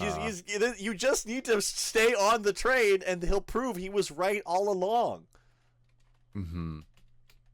And one more here, just because like it's kind of interesting to think about. The Majora's Mask art director, took to Twitter to be like, he's thinking that the magic, and there's that upcoming live action. I did hear this. Yeah. That perhaps the magic will be lost because now we're gonna see Link talk. Dude, I'm so over filling in the gaps for Link. I think it's the most bullshit magic that they ever think they've contrived by not having Link talk. And every time in Breath of the Wild, or Tears of the Kingdom more specifically, when it's like, you just need to like fill in the gaps and it's like, oh, what's that? Jimmy stuck in a well, Link? Like that shit is so stupid. I'm so done with it. Like, give me, and honestly, the funniest stuff in Breath of the Wild and Tears of the Kingdom are Link's replies, like, are you the hero of Hyrule? I am he. Like, that kind of stuff is so funny, and I love that shit. So give Link more goofy characterization that makes him, like, signature and iconic, rather than, like, sticking to this mystery, this aloof, like, oh, if we make him talk, it's gonna ruin the magic of him being a silent protagonist. No, fuck you. Stupid. I mean, I think at this point it's been played out. I don't know. I mean, I can kind of see where you're coming from there, but I think up until like the recent ones, like I think even like Twilight Princess, I was still on board with like Link doesn't talk. I now think it works in the traditional Zeldas. Yeah, like I agree because Yeah. you sort of get ferried from one location to another enough that it's like you don't really have to worry about it. I found that in Breath of the Wild and Tears of the Kingdom, I was like, this is just weird. Like having people kind of fill in the gaps for you in conversation, it's so awkward. Yeah, it feels more like it should be structured kind of like like a traditional RPG, you know, where you're like you should have choice in dialogue choices, 100%. Yeah, something like that, right? That's kind of what when you have a world like that has that scale. It's kind of what you think of. But yeah, I mean, it's just funny to me because it just makes me think of the Zelda CDI. Like, yeah, that's maybe that's the direction they've gone in. Yeah. Oh man. I didn't think about that. Yeah. Maybe he's just watching the dailies come in from the movie and be like, guys, this is my way of telling you the magic's gone. They fucked it up. It's jank. It's weird. Maybe that's what he's saying here. Because I don't think inherently it's a bad idea, but if the dialogue is also bad, then yeah, we're pretty fucked. Yeah. I don't know. The casting looks great though in the costume. I agree. They look good. I think it's a solid design. They look really good. Oh yeah, looks solid. So we'll see. I'm gonna go see Mario on Tuesday, I think, and just see what's up. Yeah, people did not like that. Yeah, I mean, I kind of am going in with the expectation that this is a Nintendo movie. Nintendo games are notorious for having practically no story. Mario games, no story, gameplay heavy, rife with references. That's pretty much what I'm going in expecting, and I feel like with that expectation, I'm gonna be prepared for a 3-star, 6 out of 10, and I'm totally content with that. It doesn't need to be fucking masterpiece. It's a shame they're not doing, what Sonic is doing over there with like making amazing, like well done storytelling that also juggles that with good references. But you can't have everything. It's Illumination. And can't expect much from them. Yeah, I guess. Yeah, I guess not. That's it for me. That's all all the little nuggets that I liked. What do we got for some watchings? Any watchables? See, I don't really watch things, although I was on a plane, so I did, in fact, watch something. What'd you was watch? Pretty cool. I watched Weapons. Oh, yeah, we talked about it before. Yeah, what did you think? I was surprised to see that on an airplane. I was like, that's pretty insane. Well, yeah, not one you would want like a child over your shoulder to be watching. Yeah, that's what I'm saying, man. It's fucking grim, dude. Like the ending. Yeah, I mean, unbelievable. Ending, we won't spoil it because that's a true that is actually one you don't want to spoil. Yeah, it's a true finale though, and my god, is it explosive in terms of like you're watching. Both times I watched it, just like shit-eating grin across my face every time that I've seen that finale. It is truly a finale. Yeah, like it all culminates to like that one. It almost feels like the whole movie's for that payoff. It really does. And you know what? With like him having a background in sketch comedy, it kind of makes sense that it sort of builds to like a punchline, so to speak. Because I like 100%. The narrative is cool. Like I like the sort of like not quite Rashomon, but like every narrative thread kind of like leads into the next one a little bit while still like having little bits of overlap there from different perspectives. But yeah, I mean it's all for that big finale, so they can get to that and be like, we had this specific sequence in mind. Yes, and, they did. This is how it's gonna go. You need to see it. This. It definitely feels like they worked backwards. Yeah. From Yes. that. Yeah. I would agree. Yeah. Because it's like. This is so over the top and awesome and funny. And some plot lines are a lot more fun than others. Like I really like the crackhead plotline. That's my favorite one. I think James' his name. Yeah, and the pulse, like the pace of that feels so he was good. He was just a complete degenerate. And the humor is delightful as well too. Like he has some of the scariest sequences, but he meets them with such like. I don't know if you didn't see Barbarian, right? His last movie. I have seen Barbarian. Okay, so I can't remember much about it. Similar tone in terms of like when Justin Long is going into the basement and sizing up like the torture room for like square footage to see how much he can sell it for. Like absurd horrific scenario that gets met with sort of this like absurdist comedy, I guess. Like, and that's the same thing, like with James and his sequences. He's like seeing the most horrific stuff, and he's having these hilarious reactions to them, like seeing like what he sees in the house or whatever, and like having that sort of like sorry, like that reaction is so fucking funny. Like it's just a great like meshing of those worlds there. I really enjoyed that stuff, and he's the star of the Resident Evil movie, eh? Oh really? Yeah. All right. Who's he playing? It's a new character, new setup in it, but it's supposed to be like an original thing, very much tied to the events of the games rather than the Mila Jovovich ones, which are kind of out there and crazy. So that's fun. Oh, great movie. great movie. Insane payoff at the end there. Yeah. I was yakking. That was really funny. Yeah, I'm glad. When the you know what I'm talking about. Oh yeah. Just like you're watching, like, oh my god, like, oh my god, this is happening. We're doing this.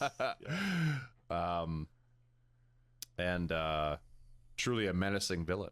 Really Indeed, and apparently good spooky moments. They thought so much that I believe the villain is getting a spin-off series as well, too. No, really? Yeah, okay. I don't know if it's a spin-off movie or series, but I think that they're going to focus on like what happened to her beforehand, so that's interesting. Maybe. I could see that. Yeah, so I don't know. It's not the kind of thing I was like, I want to see more and build this, but I guess like... Yeah, I don't necessarily... I think she is compelling, but I don't know if I necessarily want...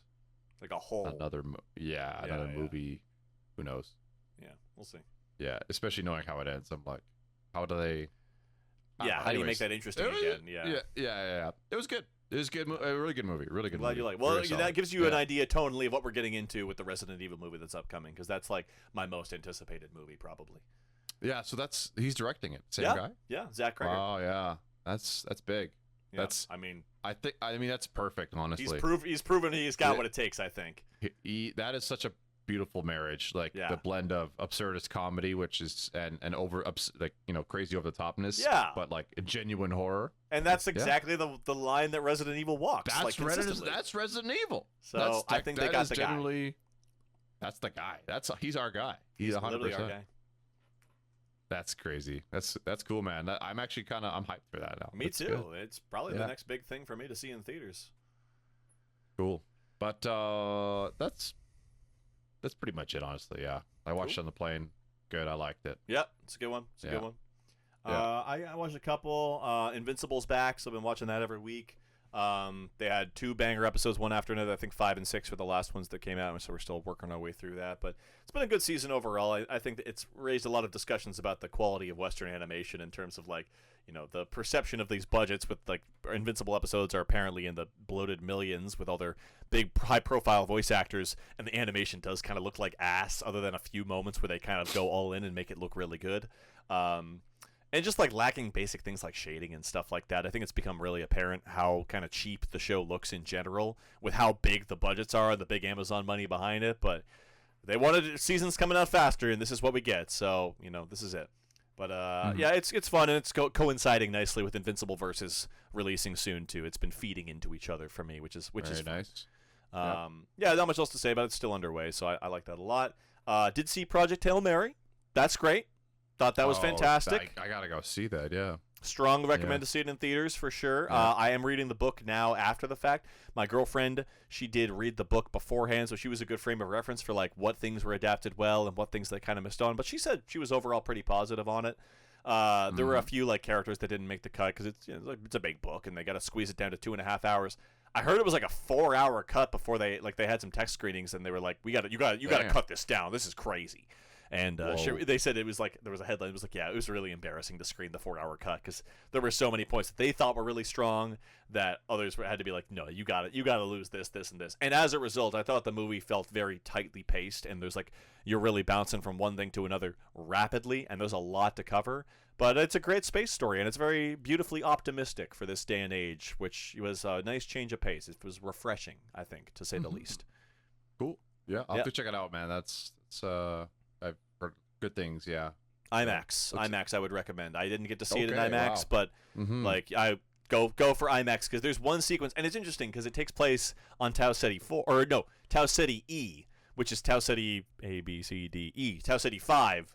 And then, meanwhile, just one planet over, I guess, marathon's happening next door. Or something, That's your headcanon, yeah. That was what I was thinking about the whole time.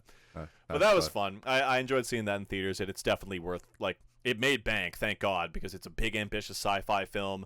And my hope would be they see big, ambitious sci-fi adaptation of a big, out-there sci-fi book with lots of science is what succeeded, and not, oh my God, Ryan Gosling was really hot, and people want to see more. Like, I hope they don't have like a superficial takeaway from this and make Project Hail Mary 2 or some shit where it's like that would be the worst thing imaginable, right? So I hope that they could take the proper lesson away from its success. That's my dream. For sure. I mean, Ryan Gosling's charisma, I'm sure, did go a long way. Yeah, it does. And I think honestly, like Jen wasn't sold. My girlfriend wasn't sold on the the casting, because he's supposed to be a rather dorky professor kind of type, like nebbish and kind of, you know, like very dorky. Yeah. I thought he walked that line pretty well. He comes across as pretty out there and eccentric, and I thought the charisma carries him well. He's supposed to be a dork, and I thought it read as such, so I liked it. Okay, that's good. Yeah. And then I just watched 2 movies while I was out in the Bahamas. I saw The Running Man, the Edgar Wright movie with Glenn Powell there. Yeah. I hadn't seen that, and it's good. It's good. You know, it's an action flick. It's pretty. It's not quite as bold as some of his other things, I thought. It lacks a little bit of that signature like humor to cut things, and like a lot of his really bold, like, you know, the smash cuts and the smash zooms and stuff like that he's really known for in the other ones. Not quite as many of those there. There's like a couple big directorial swings that I really enjoy, but a lot of them got like spoiled in the trailers for me, so there weren't a ton of like crazy surprises. But it's competent, it's fun, it's well executed. I thought it was, you know, a thoroughly enjoyable action movie start to finish, and it was like just what we needed for like some light, fun fare. It was just like, don't want any crazy heavy things with like, you know, sister and dad. We just want some light fun stuff, and it was perfect for that. And then the next night we were like, let's do another one of those, and we watched Hardcore Henry. You ever see that? No, what is that? Entirely first-person perspective action movie. Very fun, based on a lot of like old, like, you know, POV like short films and stuff like that.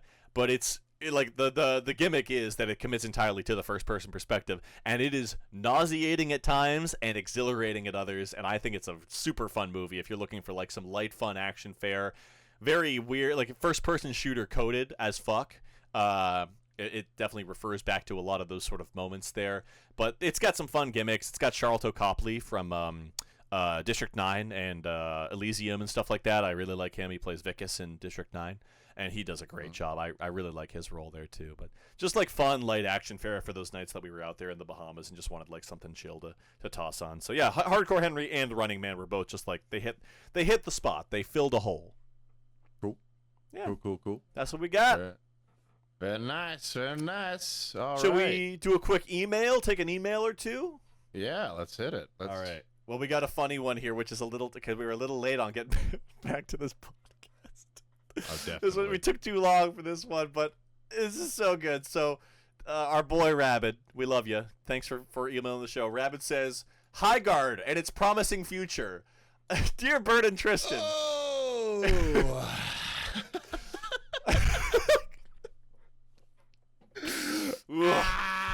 Dear Bert and Tristan, I hold high regard man. to your video game knowledge and outlooks. What would you say is the future of Highguard? Can this game find suitable content for even the haters and grow like many other games before it? Or will it stay stagnant and just bring in more heroes and less gameplay attributes to make it even more enjoyable and unique? We got to think about that one. How do we, Yeah, I mean, you know what? I see a lot of promise. It's a lot of potential. Unfortunately, what would our pre? I would not have thought it would have shut down. I would not have thought it would have killed so quickly. Yeah, I don't think it would have. Yeah, I mean, like, I thought we were gonna get like at least like a month or two. We thought it had some bones. I thought there were bones. I thought there was hella there were bones. Yeah, we liked it. I mean, I would say like it was missing a lot. Like, I think it had a lot of room to grow. But, well, I think the other thing is like it's a free game, so like they were just bringing in no money. Was my thought, right? Yeah, probably. It just goes back to that conversation of development costs and the thing is like even after you make the game, there's servers. Yeah, really expensive. And I bet that they saw Concord, right? Like I think it was probably like I bet they were planning for it to be a $50 release or whatever, and then they saw what happened to Concord and they pulled the plug, right? And then they made it free. Yeah, I could see that. And that just completely. They didn't have a appropriate level of monetary or monetization within the game to actually compensate for the fact that they made the game free. Because there was like one battle pass and a couple skins. Yeah. Which is like, how can people justify spending money on things like that when you don't even know if the game's gonna live? And I saw people being like, "Man, can I get my money back for the skins that I bought?" And it's like, bro, you gotta know that you're taking that risk when you sign up for a game like that, right? Yeah, that's the hard. Yeah, exactly. That's brutal, man. That is brutal. It's such a goddamn gamble to make a game, man, these days. You know, It is. Well, It truly is. and that's why they need that live service dosh. They gotta make their money back somehow. Yeah. But so it's just like, I don't what know. do you say? I mean, like, it got killed too early, and I think that's a real testament to, like, unless you are a smash-out success right out the door, no game has a promising future. No game has guaranteed success, and the only reason Marathon is getting away with it is because of sunk cost fallacy, like 100%. pretty much. I think that's honestly that's where it's at. You know, Yeah. I think the existence of Roblox and the existence of Fortnite has just had irreparable landscape. damage to the Yeah. to the gaming industry as a whole. You know. Yeah, everything needs to be Right. at that level, and if you're not, how do you compete? Well, there's no option. And also, it's just like, you know, the funnel of new gamers, you know, like hardcore, let's say, hardcore gamers. Like, a lot of people just, you know, they just play those games, right? They just Yeah, play that's it. Fortnite. And that's all. That's all they do, right? And How do you win that person over? You need another free game, so there's no How cost to do you? entry. You need consistent live service that keeps people engaged and coming back every single week, because Fortnite does, so why wouldn't they go spend their Yeah. time over there, right? Like, yeah. you know, Exactly. it's tough, It's- man. it's- You gotta it's be the top insane. dog. There's only room It's for, a- like, two. Yeah, it's like a winner take all kind of thing. Yeah. And Yeah. they won. Fortnite won. Yeah. They sure did. It's Apex insane. and things like that have found their own sort of niche to carve out for themselves, but it's crazy to see, I guess, in the case of Arc Raiders and now Marathon, there seems to be only room for one game in each space. So Battle Royale, Yeah, you have to pick you your got your niche, top yeah. dog. Extraction Yeah. shooter, you got your top dog already. There's no Mhm. weaseling in after It that. is kind of like that, yeah. You're like you can't challenge the established, you know, juggernaut. You know, if it has, you know, taken hold of that niche, or then you know, it's like how do you compete, man? Like because Yeah, no they option. have that backlog of content, right? Like they Yeah. have established, you know, meta. They have like you know, like Fortnite. You know, like there's just so much shit. Oh my Fortnite, god. you know? Well, I mean, that's going to be the game that I keep joking will become the Ready Player One, like virtual reality that we all That's just exactly live right, in, yeah. right? Yeah. Like, where legit- do you compete with, legitimately. like, a foundation that has brought in every character from every piece of media ever made? You can't compete with that. Nothing can compete with that. That is a Impossible. once-in-a-lifetime thing there. It's crazy, man. We've seen it rise So- from, like, nothing, which is crazy. Yeah. Anyway. So, rest in peace. Rest in They peace, didn't- High Guard. I didn't talk about it they had earlier a because I knew it rough- was coming up here. Yeah. Yeah. They had a really rough a rough hand dealt to them. Yeah. For, like, a solid foundation, Yeah. you know, propped up in theory to succeed, but the one thing that kind of could have given it the edge, a huge marketing highlight, actually ended up being its downfall because it sort of like felt like it bamboozled so many others, right? Do we think it is exclusively Not exclusively, but I think it's a Keeley? big thing. I think that like so many people were like, Yeah. "How dare you? How dare you put this in my face at the end of the show?" Right? Like, I'm so sick of this kind of game. And to be fair, there's been an overabundance of them. There's a total oversaturation in the hero shooter market.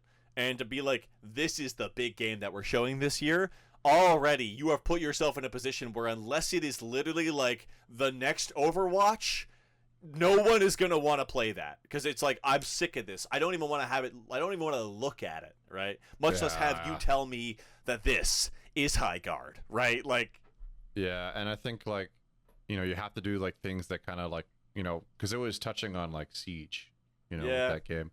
You have to kind of like carve out this weird niche that somehow, you know, you can like onboard all those other like massively popular games, you know, like, but also it's unique where it's delivering something different. yeah. And And there that's- was that's stuff an going insta- on there. Yeah, I feel like if I they had agree. leaned more into the agree. stuff that we liked, like the capture the flag, the mounted combat, and like didn't Mounted focus as combat, much yeah. on the siege stuff or whatever, and like kind of narrowed the focus, it would have been better. But then I guess a lot of stuff came out after the fact as well too, which sort of like showed how much the game was supposed to be originally like an MMO. You hear about this? Really, that's so different. That doesn't So make you can any see little sense. bits of it. Well, like, you know, some of the characters look so wildly different from others as well too. Like Mara and stuff like that is like the crazy eldritch tentacle aesthetic. Right. There was a whole race of tentacle eldritch aesthetic people. There were a whole race of like John Highguard people that were like and you could like pick your Oh. factions, and there was like a whole plan to have like different people within each, and then it eventually got whittled down to like one character per faction to represent those guys, right? Yeah, exactly. So they totally creeped that scope and just dialed it back till it became the sort of generic hero shooter that we know it as. But originally there were big plans for it, which is why, you know, a game like that gets a fucking $200 million budget over 10 years of development, right? Whatever it is. Yeah. Damn, dude. Anyway.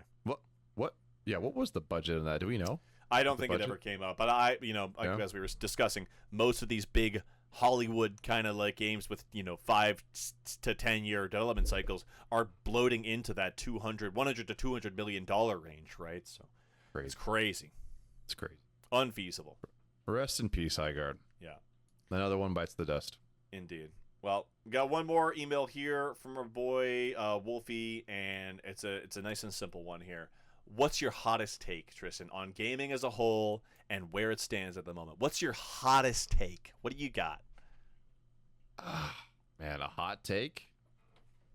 I don't know. I'm honestly, I hate to be, you know, I'm kind of blank, and this is kind of. No, I know. This is on the spot here. Yeah, I'm thinking myself here.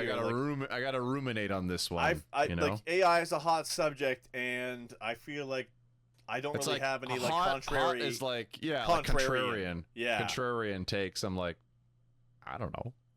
I think maybe my contrarian take is that I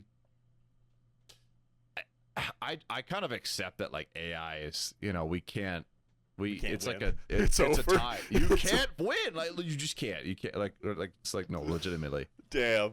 Yeah, I mean that's a hot take. That is a hot take. I mean I'm like I don't really hate game devs using it. Like you can't deny the efficiency, you know? You just can't. I think the one that proved to me that I was like, all right, I'm like I can't win is the Claire Obscure Expedition 33 one with them like Gen AI the posters and stuff. Yeah. I was like, all right, they won Game of the Year. Who are we to argue? Created the most like human story, the most like touching and brilliant artistic, you know, thing to come out of gaming, and you know, like what are we gonna do, man? What are you gonna do? You can't win at that point. It just represents such an insane efficiency boost. Yeah. Right?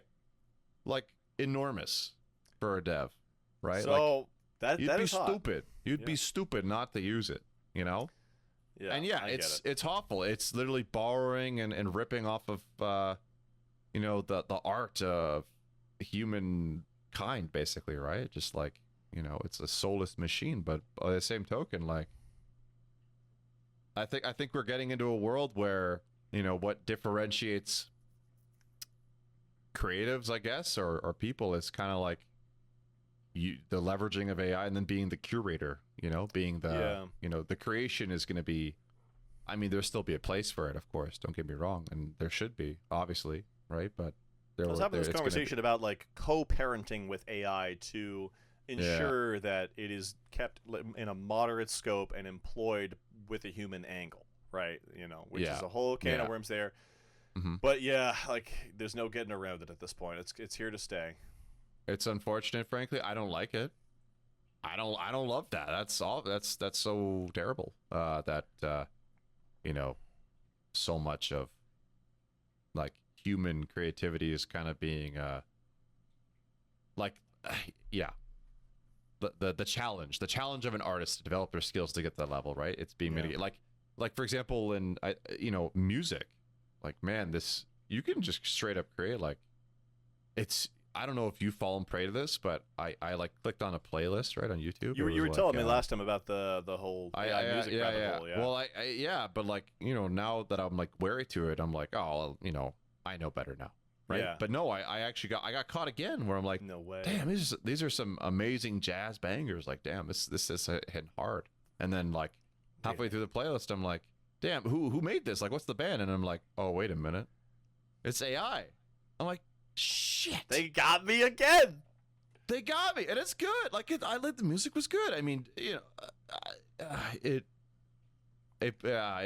sucks, man. It sucks. I know you wanna be able to enjoy things made by humans and not like, oh my god, we're so close to being put in the fucking pods by the Terminators and just like fed the music slop that they generate, right? You know, it's so close. Yeah, but I guess my take is, it's here to stay. Like, you know, it's just you can't deny what it does. You can't deny the efficiency gains. You can't deny like how insane it is that you could just, you know, prompt a damn, you know, music. So we have to kind of adapt to it. You know, learn to leverage it, I suppose. Right. It's a reasonable hot take. I think it's a good one. Thank you. Yeah. Mine is also not. It's like a very reasonable. Like, I think that this gets echoed a fair amount these days, but I want more 6 out of 10 games that are shorter with worse graphics that pay the devs better. That Please. Like that's not really a hot take. I feel like maybe not. I don't know, maybe but like not. We need more AA. You know, just shitters. Yeah, you know, I want more shit like that. I want more Dragon's Dogma 2s. You know. I don't want Dragon's Dogma 2s. See, that's where my take is hot, right? I'm like, give me more mid. I'm not saying like don't give me more like indie AA things. I'm saying give me more mid games. Give me the weird fucking jank. Yeah, I want that. Give me that like shit that is like full of friction and I don't, and it makes me want to kill myself. Yeah, exactly. I want that game on something I can't get anywhere else. Yeah, make games less fun. That's my hot take. We just want more Drakengard games, eh? Yeah, give me more Drakengard. I don't know.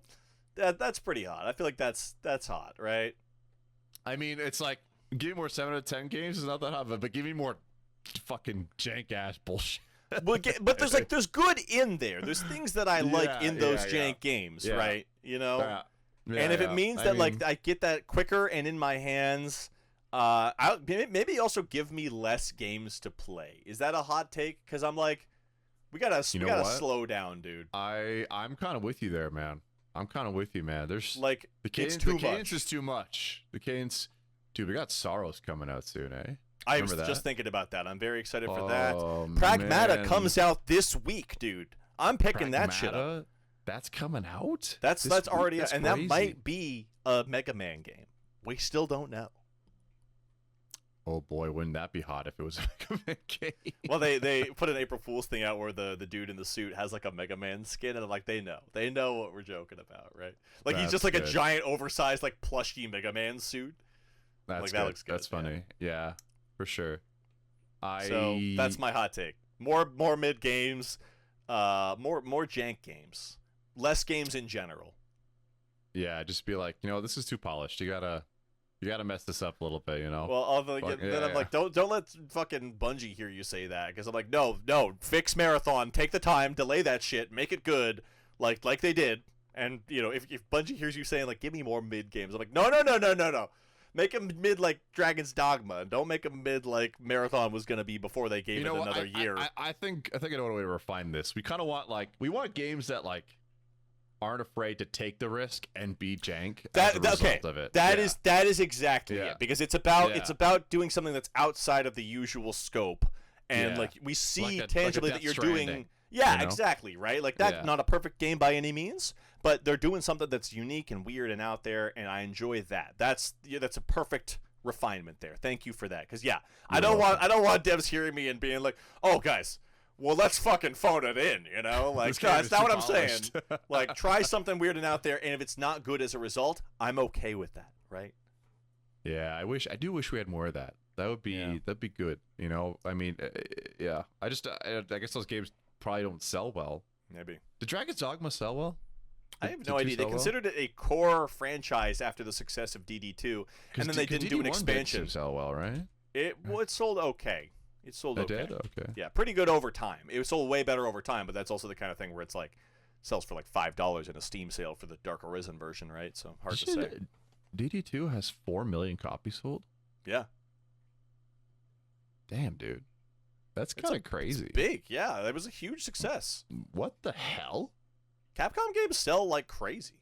I mean, it is a Capcom game. Yeah, they pushed it hard, and then they never did anything for it, which is hugely disappointing. I think it's over. They did do an anniversary thing recently where they put a little image out. It was like 2 years of DD2, and they had like all characters that were established, but there's one new character that people pointed out in the very back of the image, and it's like, why would they make a new render for a character that isn't in the game? So the copium is hard with DD2 fans these days. Surely the expansion is on the way any day now, guys. It's coming.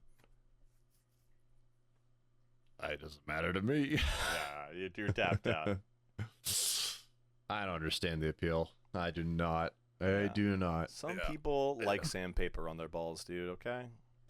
Let me have this. Yeah. All right.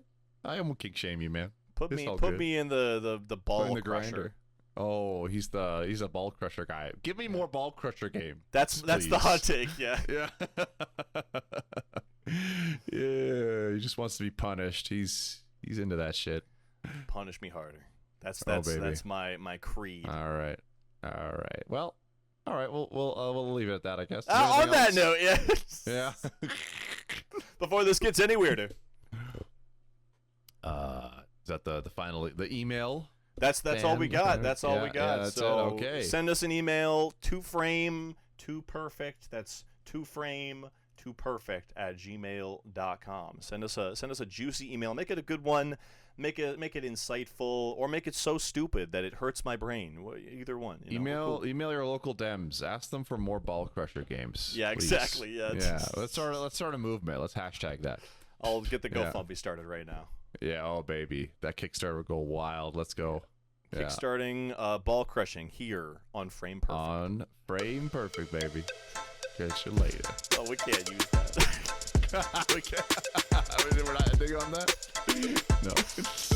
Oh god.